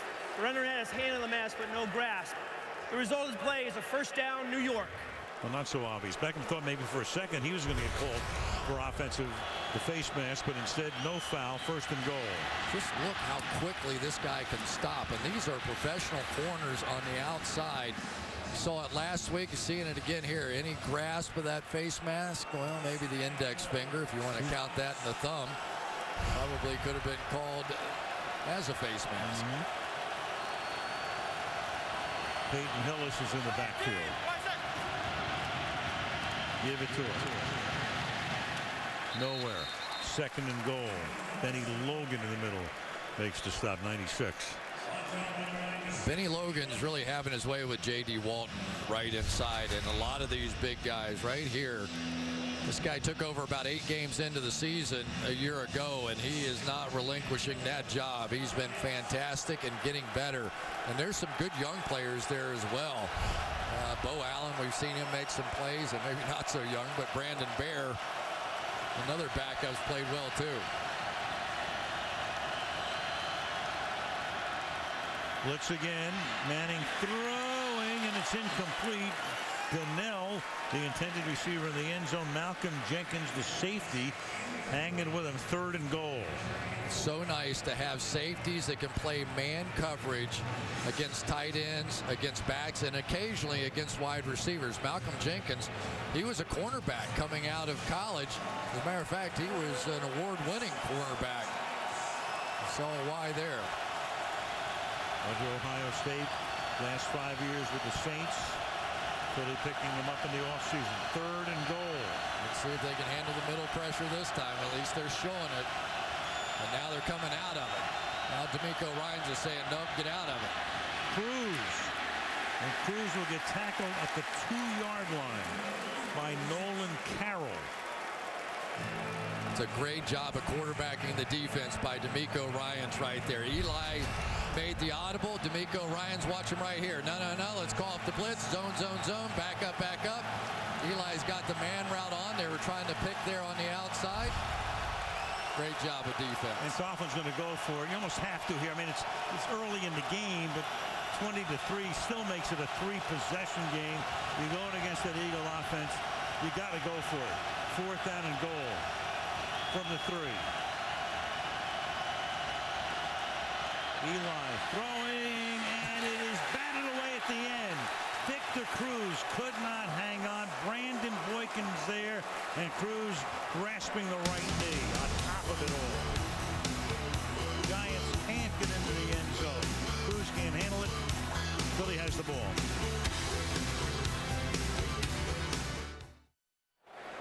Well, we're back live, and Cruz is still down. They bring the card out. They're going to try to get him to his feet. Twisted the right knee. The ball was there. Boykin never got a hand on it, but Cruz, with Coughlin right there, Cruz, the knee starting to buckle. He'll get a ride back to the locker room. And so for the Giants, about as bad as it gets right now. The right knee, right when he plants to try and go up for this ball. You can see it. Obviously completely distracted on a relatively easy catch for Victor Cruz. And the ultimate sort of sign of respect, not only his teammates crowded around and taking a knee, but also many of the Philadelphia Eagles defensive players out there as well. Very popular player, Pro Bowl in 2012, led the Giants in catches and receiving yards each of the last 3 years. And a bad night just got much worse. Let's go to Michelle. Well, I can't remember the last time I've covered an injury where I heard so much screaming in pain and agony, Al. Not just when Cruz was on the ground and the medical staff was attending to him, but in particular when they picked him up to put him on that cart. It was as though the pain were just coming back and resurging. He is sobbing, as you can see. He's been sobbing basically since he went down, knowing this is probably quite serious, Al. Michelle, yeah, there he goes back to the locker room, and clearly he understands the extent of what it is. We'll, of course, wait for the report from the locker room, but acknowledged by the Eagle fans here on a play in which he had an opportunity with the ball over Boykin's head. Would have been a touchdown had he held on. Instead, it's a 4th down play, and Philadelphia takes over back at the 3-yard line, and then McCoy tries to give them some breathing room, and he does with a 9-yard gain out to the 12-yard line. Tackle there by Amukamara. Now, this has been a night for Sean McCoy, and we really have not seen this year. I was talking to Jason Peters, their Pro Bowl left tackle, and he said, just take some time when you've got somebody new inside of you like Matt Tobin, and it looks like this offensive line may be growing a bit. And quarterback will keep it himself as Foles picks up a 1st down. And that's one of those plays that you don't want your quarterback to do too often. But this read option now, if this end comes crashing down and just occasionally the quarterback pulls it down and picks up a 1st down, it unsettles you a little bit as a defensive end because you get used to him not doing it. Play action. Look at that time.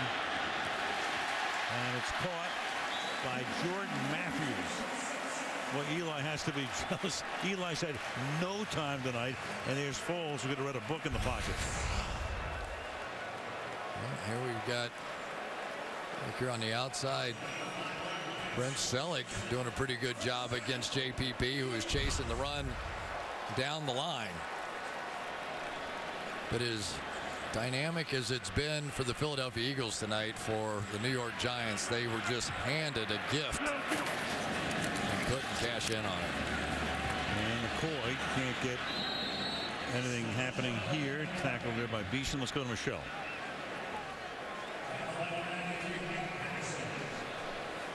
Guys, we just found out that Victor Cruz is out with a torn patella tendon in that right knee. So, as we suspected, serious, and as we knew, down for the count tonight.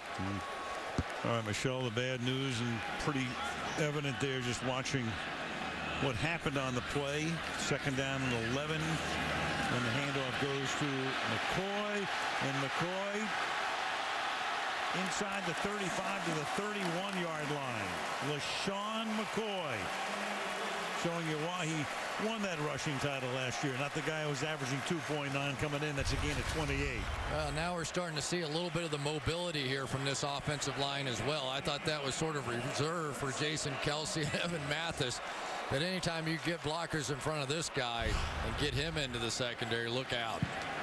Under 7 to go in the 3rd quarter. McCoy has gained 121 yards tonight. Sproles is in the game.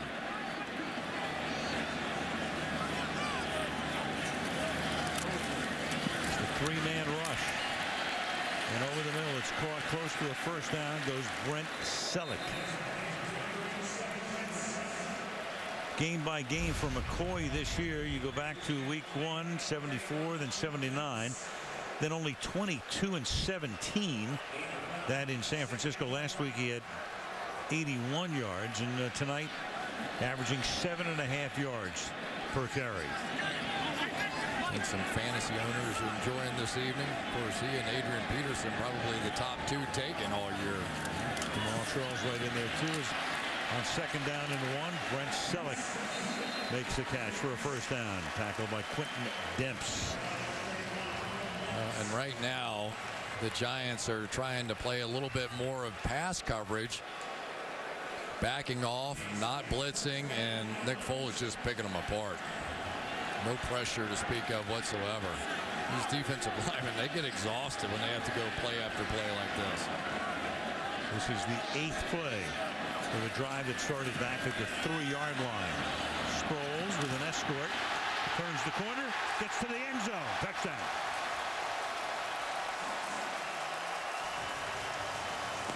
Malk and Peters provided the convoy. And they go 97 yards in 4 minutes. There we go. Watch Jason Peters. He runs a 4.6.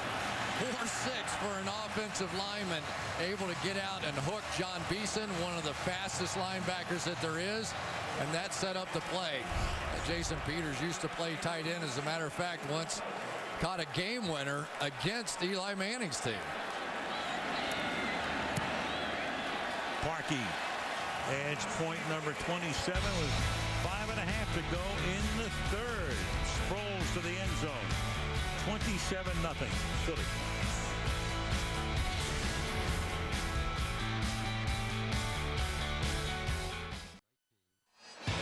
Sunday Night Football brought to you by Bose, official sound of the NFL.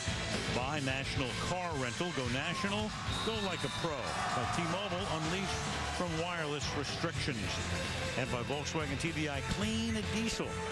Friday night high school football. Council Rock South High School beat William Tennant High School 46-41. Partner, you had the over in that one, didn't you? I would just like to do one that close. Justin Pugh, the Giants tackle, went to Council Rock High. As Michael Cox to the 25-yard line. That's why you get the big bucks. That's a good line. 27-0. Philadelphia with 5:18 left in the third.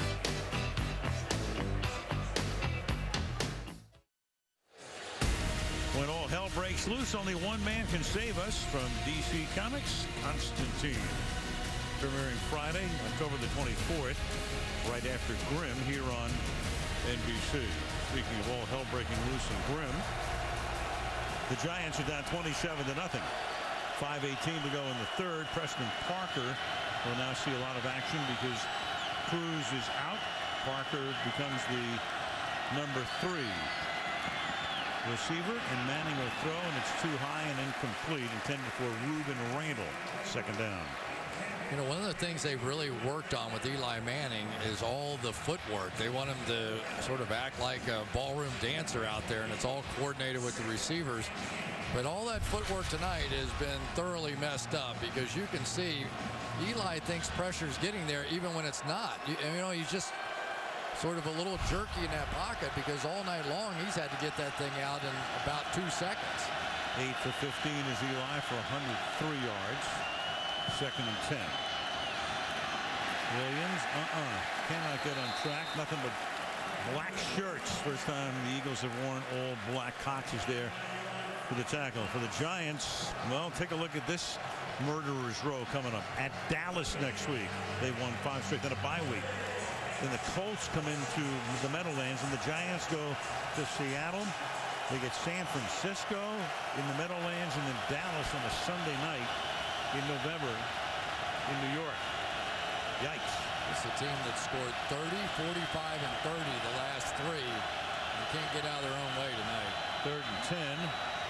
Manning this time is protected. The pass is caught, but Randall had to come back to make the catch. We'll see where they give him forward progress. Fletcher stopping him, and it will still be short of the first down. 4th and 1. You know, it's one of the things as a receiver, you've got to get well past this line because you're going to have to come back to make the catch. You can't, I don't know, whatever.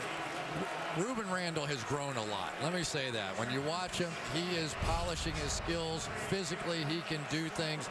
He just has to sort of get the whole big picture part of things, and I do think he's going to be a very effective receiver in this league. Well, they're going to punt 4th and 1 in their own territory. This is lick your wounds time. Weatherford. And it's fair caught at the 21-yard line. Weatherford with 8 punts tonight. 27-0 Eagles.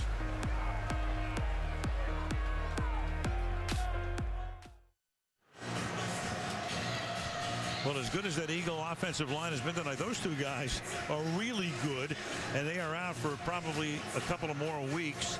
They expect them back maybe for the Carolina game, which would be November 10th. But the other guys doing the job, Molk, Tobin, have been terrific tonight. And LaShawn McCoy has made that pay off with his best night of the season. And that continues. He's up to the 40-yard line before he was forced out of bounds.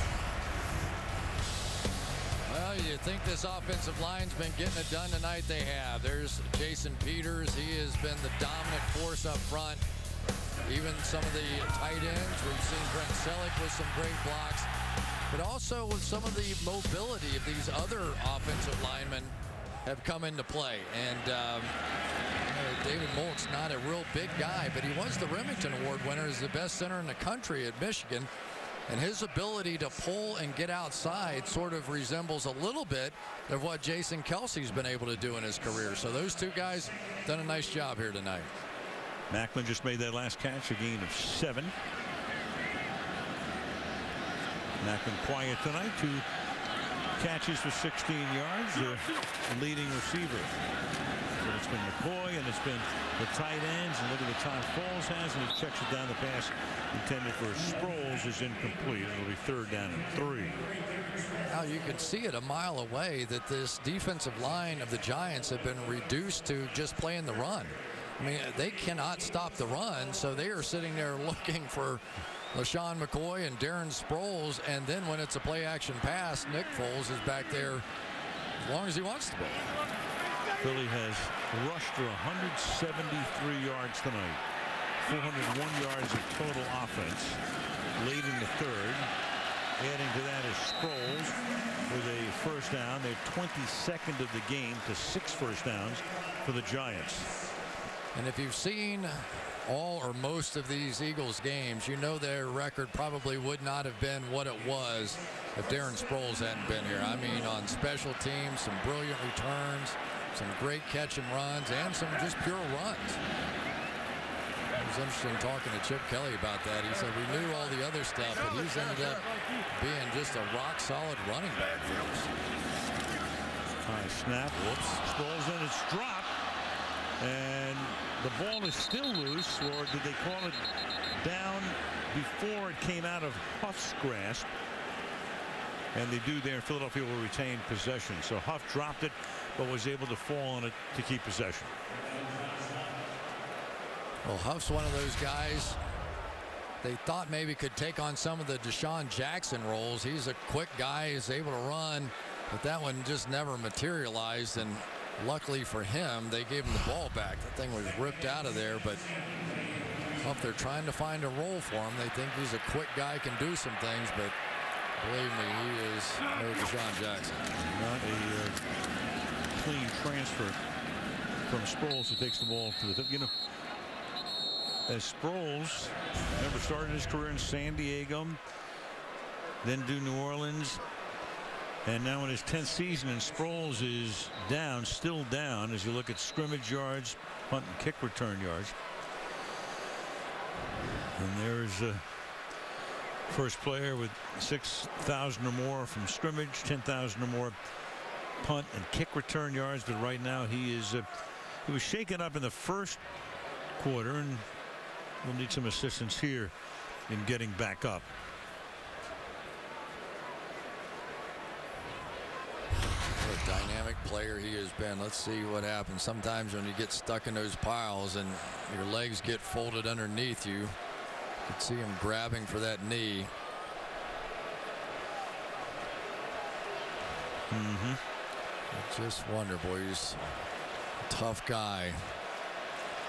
Just wonder how much the New Orleans Saints have been thinking about not having him on their team this year. Between he and Jimmy Graham, it was almost impossible on 3rd and 5 or less to stop him, because one of them had to get one-on-one coverage. This crowd loves this guy. Yeah, he seems, I don't need any assistance, I'm getting up. Sproles comes walking over to the sideline. One thing, even if it is sore, he's got a bye week next week. Philly is off. Play again in 2 weeks at Arizona. And so McCoy with 139 yards on the ground tonight comes back in. It's 3rd down and 13 from the 50-yard line.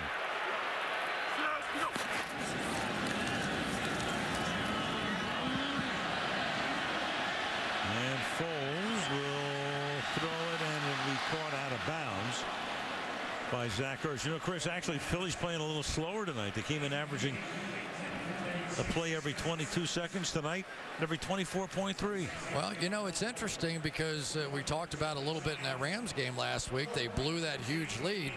And sometimes, as much as you want to play fast offensively, you can't do that to the defense because you don't want to take a lot of chances on offense, whatever the case. So maybe they are trying to run the clock, but they don't do it well. You can see that. They don't really know how to play at that pace. Not in Kelly's DNA.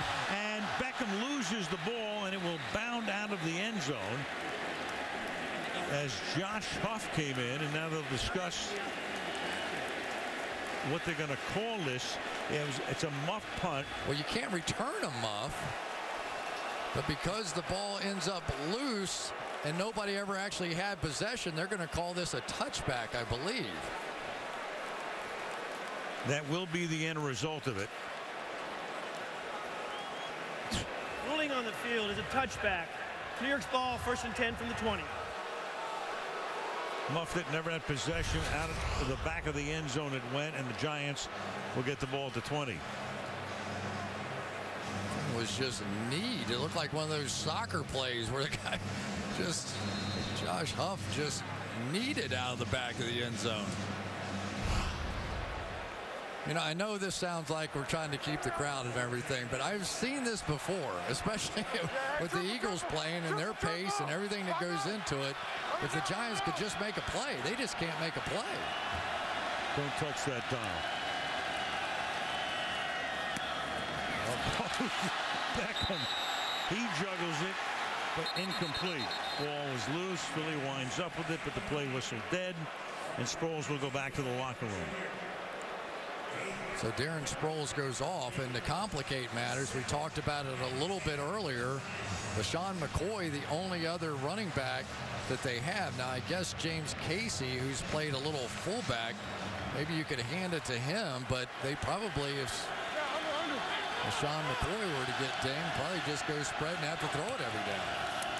2nd and 10. And Andre Williams will take us most likely to the end of the 3rd quarter.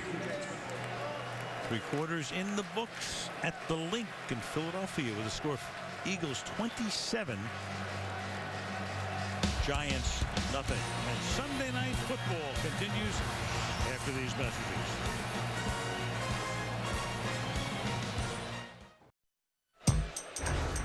Aerial coverage being brought to you by Geico. Look at Central Philadelphia on this Sunday night. Al Michaels with Chris Collinsworth, Michelle Tafoya. The Philadelphia Eagles on their way to a probable 5-1 record. The Giants would drop back to 500. Dallas has won 5 straight, on top in the NFC East right now at 5-1. And the Giants will go to Dallas next Sunday. 4th quarter begins on a 3rd and 5 for Manning from the 25-yard line. And we start with a penalty. Ball start, offense, number 77. 5-yard penalty, replay, 3rd down. 9 penalties against the Giants tonight. That's Jerry again. Only 1 against Philadelphia. Well, they sort of just cobbled together an offensive line. John Jerry came over from the Dolphins. J.D. Walton really had not played since week 4 of 2012. The rookie Weston Richburg had to play because of the injury to Jeff Schwartz. But this is the first time, at least since the first 2 weeks of the season, that they've been exposed like this. 3rd and 10.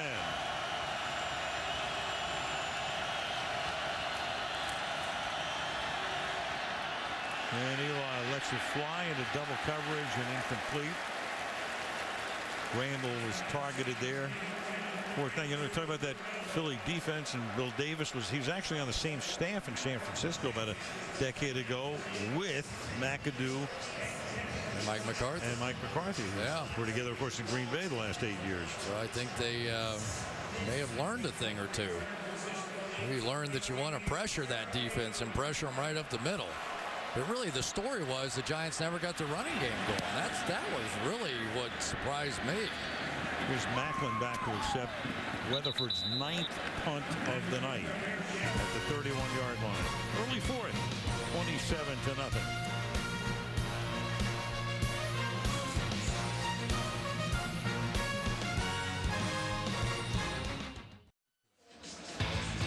Sunday Night Football brought to you by Navy Federal Credit Union, serving the armed forces and their families. By the new Samsung Galaxy S5, the next big thing is here. By Bud Light, stay in the game and drink responsibly. And by Toyota, let's go places. The Selleck family, Brent, uncle, father, girlfriend, enjoying a meal last night at Brent's restaurant, Prime Staff in Philadelphia. Now from the 31-yard line, this is McCoy going nowhere, taken down behind the line of scrimmage. Second down.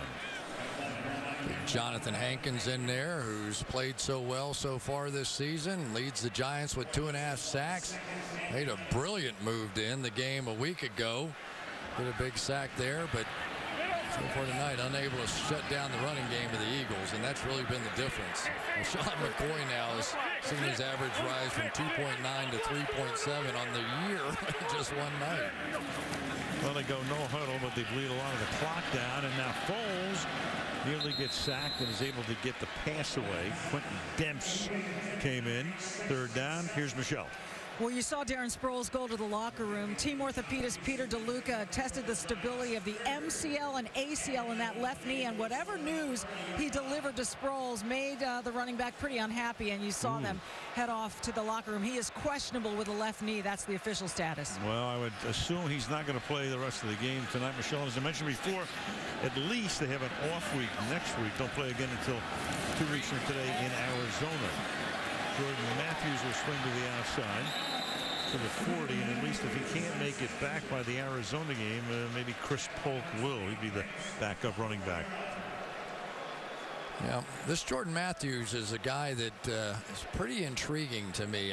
He just tore up the SEC. He led them in receptions and in yards, all-time leader, and on a team at Vanderbilt where everybody knew they were going to throw him the ball. I mean, he was the superstar of that team. And he's a guy that, if anything, they need to slow him down a little bit. They're talking, sometimes he runs right through the holes because he works so hard. Donnie Jones is a flag down. And the ball will roll to a stop at the 15-yard line. And we'll check the penalty.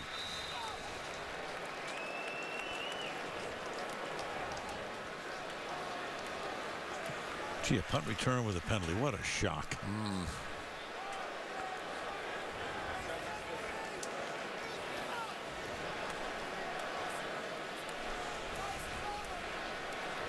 Number 37 of the kicking team went out of bounds voluntarily and came back in. It's a 5-yard penalty, which will be added on to the end of the run. First down, Philadelphia. 13-11 left in the fourth. 27 of them.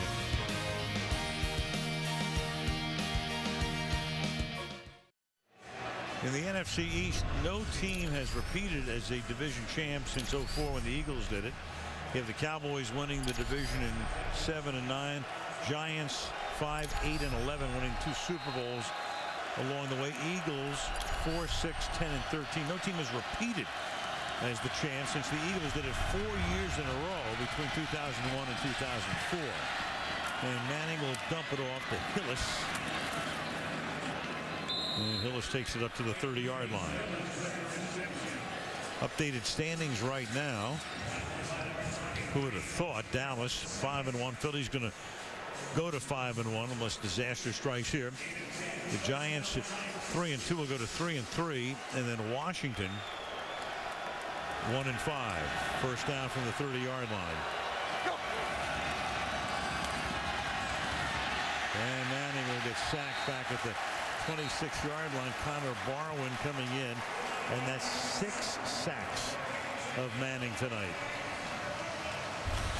Tough night for Justin Pugh tonight, no question about it. The pressure has been there. There's nothing particularly difficult about that. It's just Connor Barwin, who's red hot. He had 2 sacks a week ago, and he has been unblockable along with everybody else on this defense tonight. And that's 3 sacks for him tonight. Curry has a couple. 6 total, 2nd and 14. And a little dump pass to Hillis to the 30. You know the great thing about the National Football League? Tell me. Here it is. From on high. You think you know, but you don't know. I mean, you come in tonight, the Giants are so confident. We thought the Giants would probably win the game. Well, you know, even Jerry Jones at the beginning of the year, remember, he was even saying, well, I don't know what kind of team we're going to have, and, you know, we're doing this or that. He's probably shocked at what's happened down there. 3rd and 11 from the 29-yard line. And intended for Hillis. And incomplete. And by the way, totally under the radar. How about Bruce Arians in Arizona? I mean, you lose Palmer. Now Palmer comes back today. You lose Stanton.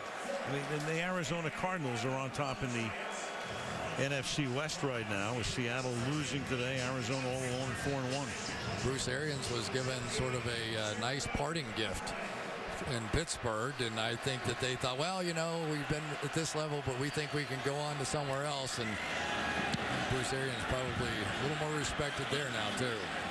10th punt of the night, and Weatherford has that one skitter into the end zone. 11 minutes to go. The Philadelphia Eagles, all Eagles tonight, 27-0. The Dew Tour is back. 2-day event that spans coast to coast, from Portland, Oregon to the Big Apple. The Dew Tour next weekend on NBC and NBC SN. Eagles have it, 20-yard line. And McCoy adding 1 yard to his total. Well, there's an old saying in the NFL, it ain't about the X's and O's, it's about the Billies and Joes. And right now, the Billies are whipping the Joes badly on the field. You can draw up anything you want, but when your guys are just physically getting manhandled up front, one-on-one, it really doesn't matter what you draw up. 2nd and 8. A little hard count here, and you have Antrell Roll coming across the line.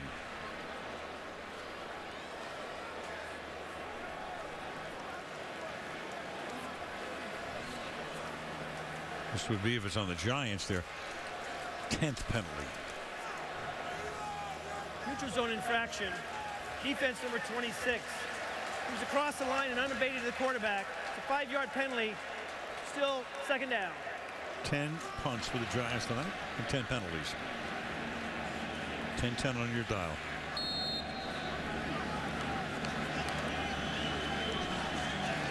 Second and 4.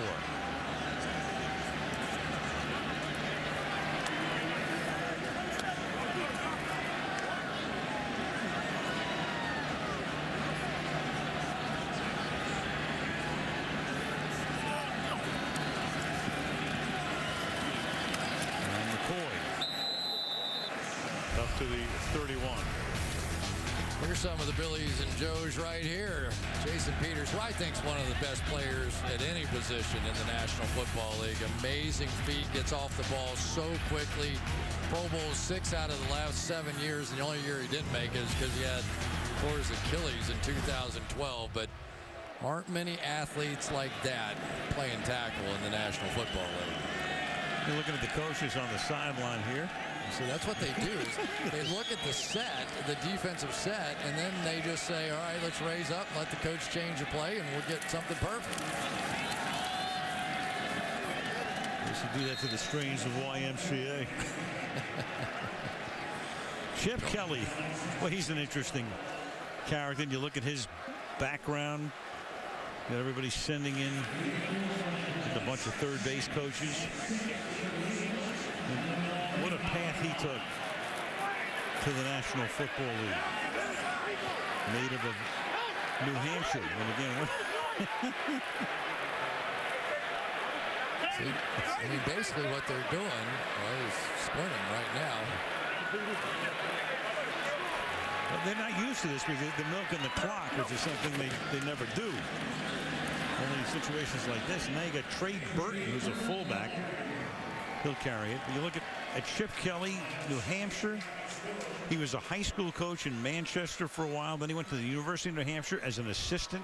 He gets hired in Oregon as an assistant, elevated to the head coaching job, has 4 spectacular years there. And then when Jeff Lurie had to finally find a replacement for Andy Reid after 14 seasons, that was choice number 1. Remember when the conversation was, oh, what's that college guy going to do when he comes to the NFL? We'll have this thing solved in no time. Not so fast. Screen is set up here, and that's going to net a first down as Jordan Matthews moves the change. They're just so good at plays like this where they can hit you so quickly. You get used to that motion going back and forth, and all of a sudden it's just a jet screen out there with blockers in front as they come across. And before you can make your defensive adjustments, they're on you and end up picking up easy first downs. I tell you, every time I put on one of the tapes of this offense, I always learn a little something new about the game of football.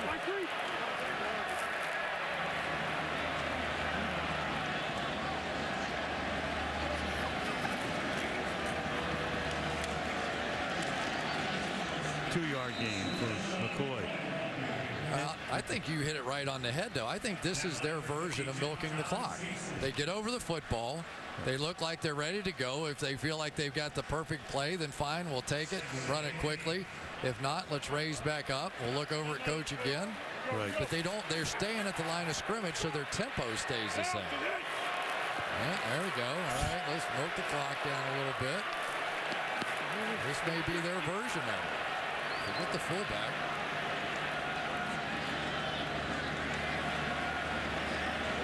Play clock down to 5. And again, this is the fullback, Trey Burton, to the 49-yard line with 6.5 to go. New Hampshire, is it live free or die in his home state? Live fast or die is Chip Kelly's mantra these days. Yeah, he doesn't like to be put in categories, does he? Doesn't matter, okay, you're a hurry-up team. No, we're not. We take our time. We can change the plays. We can. Well, sometimes you don't like the time of possession. No, we like time of possession. No matter what you say. He sort of has the counter-argument to it because he's been hearing about this offense in one form or another forever. And basically all I say now is it's working pretty well. And 3rd and 6. Burton again. Stopped at the 50. Well, Kelly, among other things, loves sports science. His practice schedule is different. I shouldn't even call it practice. He says it's not practice. It's training. Well, I guess Allen Iverson, what he meant to say was training? Training? Training. But they do it completely differently. Most teams almost do nothing at all on Saturday before the game. Well, he gives the guys off on Friday, and they practice pretty hard on Saturday, and a lot of the guys don't like it. They feel like that their legs, and a lot of the players were saying, well, the reason we've been off to slow starts early in the season was we practiced on Saturday. He didn't want to hear it. He's staying with his system. Donnie Jones' punt, fair caught at the 7-yard line by Preston Parker. 27-0 Philadelphia on Sunday Night Football.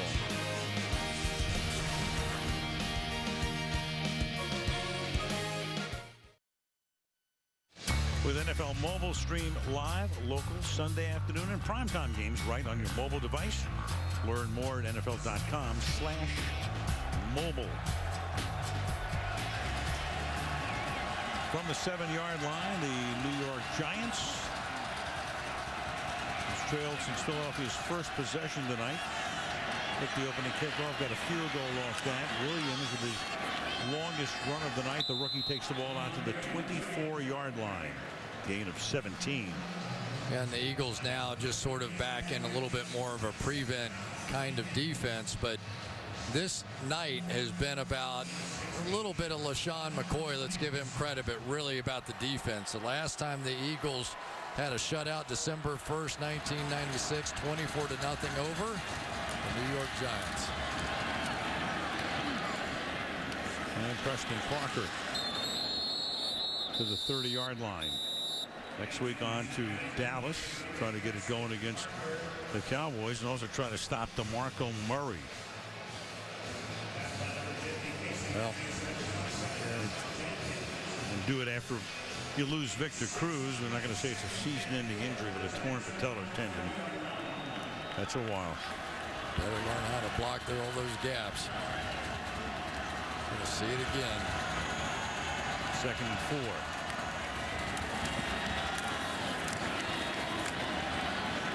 To the 42.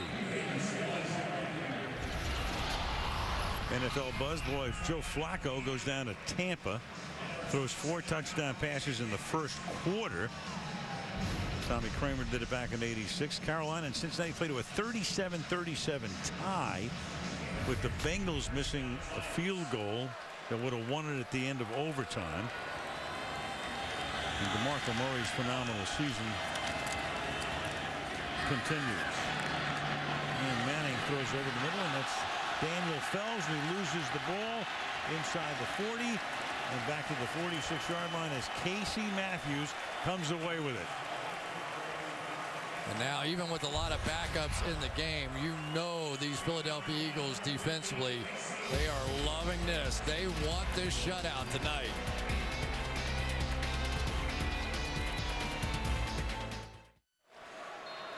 And back we come to the Lincoln Financial Field, where Philadelphia can possibly run the clock out here with a first down or 2. Trey Burton doing the heavy lifting here at the end of the game, as McCoy has 22 carries for 149, and Sproles is back in the locker room. Yeah, the minute Darren Sproles came out of the game hurt, LaShawn McCoy followed him right to the bench. They're not going to get him hurt tonight.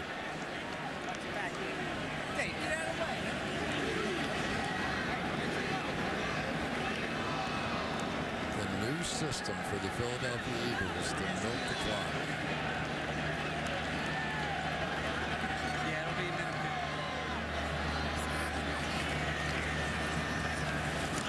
Yeah, trying to cut back the other way.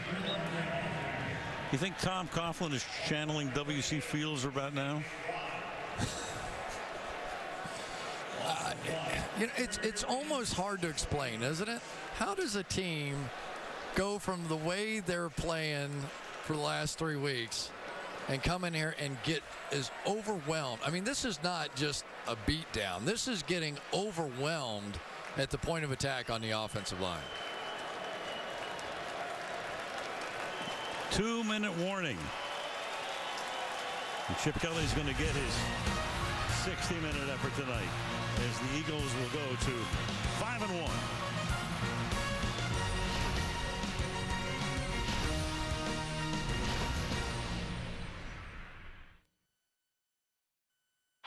In a career of milestones,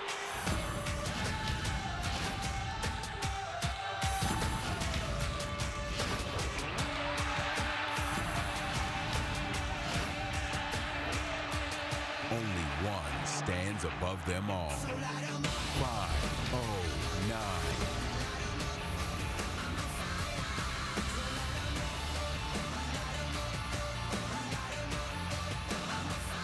27-0, Philadelphia on top. 3rd down and 7 at the 2-minute warning. And a first down can take us all the way to the parking lot. And it's dropped.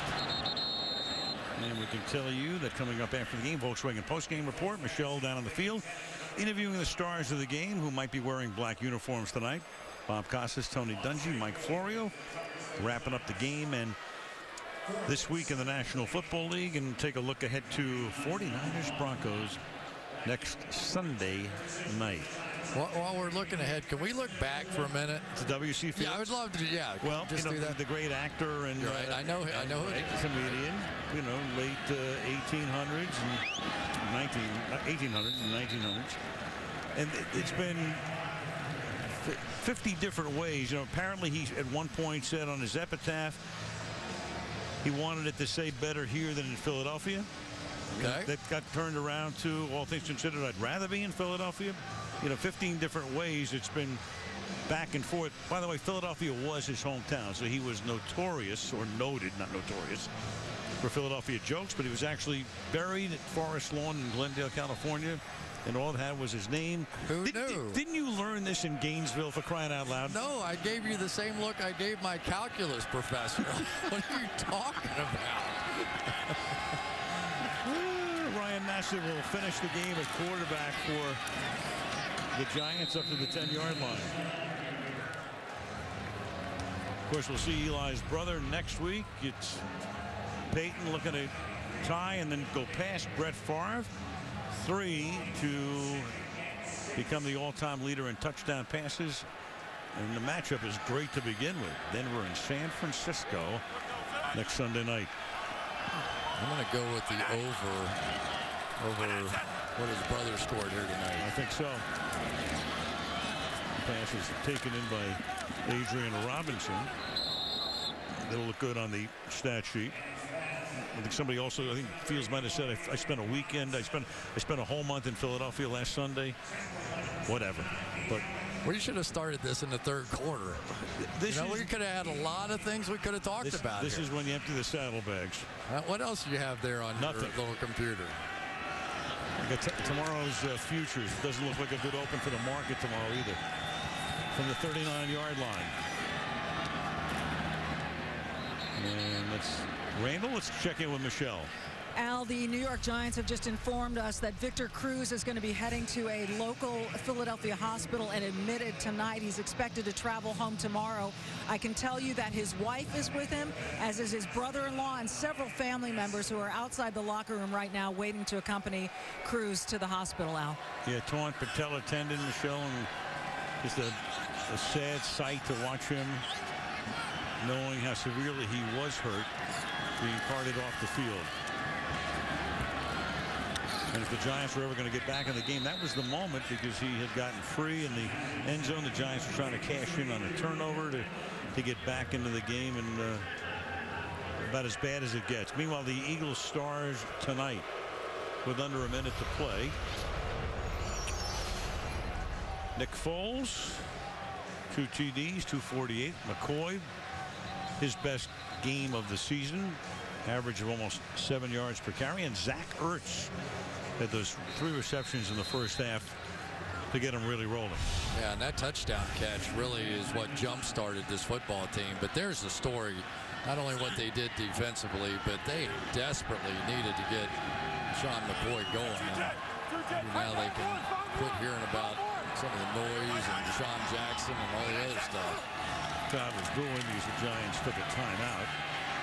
And Nassib's going to get sacked, lose the ball for the moment, trying to recover it. Brandon Graham comes in, and the Giants will retain possession. But it's been a sack fest for Philadelphia tonight. That's 7 sacks. It just looks like the Eagles across the board were faster tonight than the New York Giants. And now, defensively, when they get it cranked up like that, and for Brandon Graham, here's a first-round draft pick, maybe a little bit of a disappointment, but he's starting to make some plays now as that third pass rusher for the Eagles.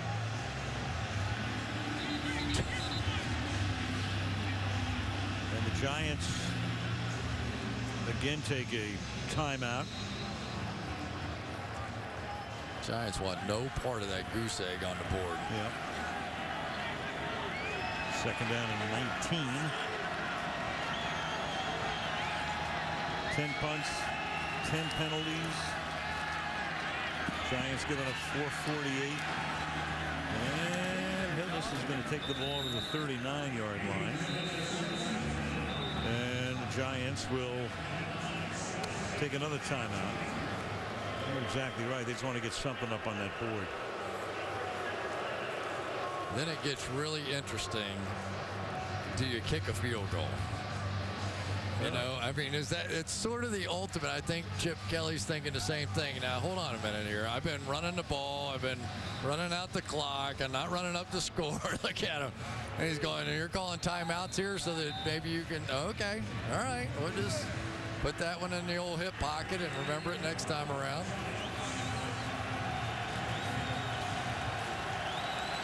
So it's 3rd down and 4. The Giants are out of timeouts, mercifully.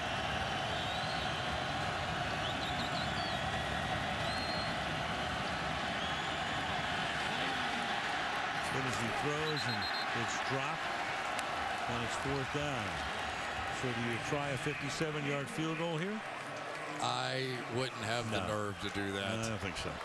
I guess you just throw one in the end zone and hope for the best. So a bye week for Philadelphia, then at Arizona, then they go to Houston, come home against Carolina, to Green Bay. So 3 of their next 4 games will be on the road, and then at Dallas, and that's a Thanksgiving Day game, week 13.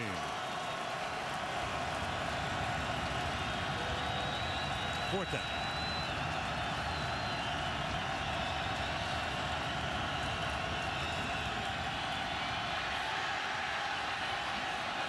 Flag is thrown. And taken down by Brandon Graham before he can get to the sideline. Personal foul, roughing the passer, defense number 94, to blow to the head of the quarterback. 15 yards, automatic 1st down. Okay, now do you try a field goal?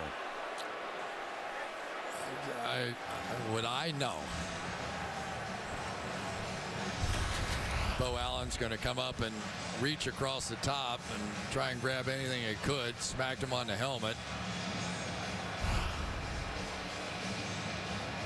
But you could try a field goal if you wanted to. So they're going to mark off the 15 yards, move the ball to the 24-yard line. Nope, they're going to go a couple more plays. And I mean, honestly, it's embarrassing enough to get beat like this. Yep. But then to do something sort of chintzy like that, it's even more embarrassing. Going for the touchdown, that's legit.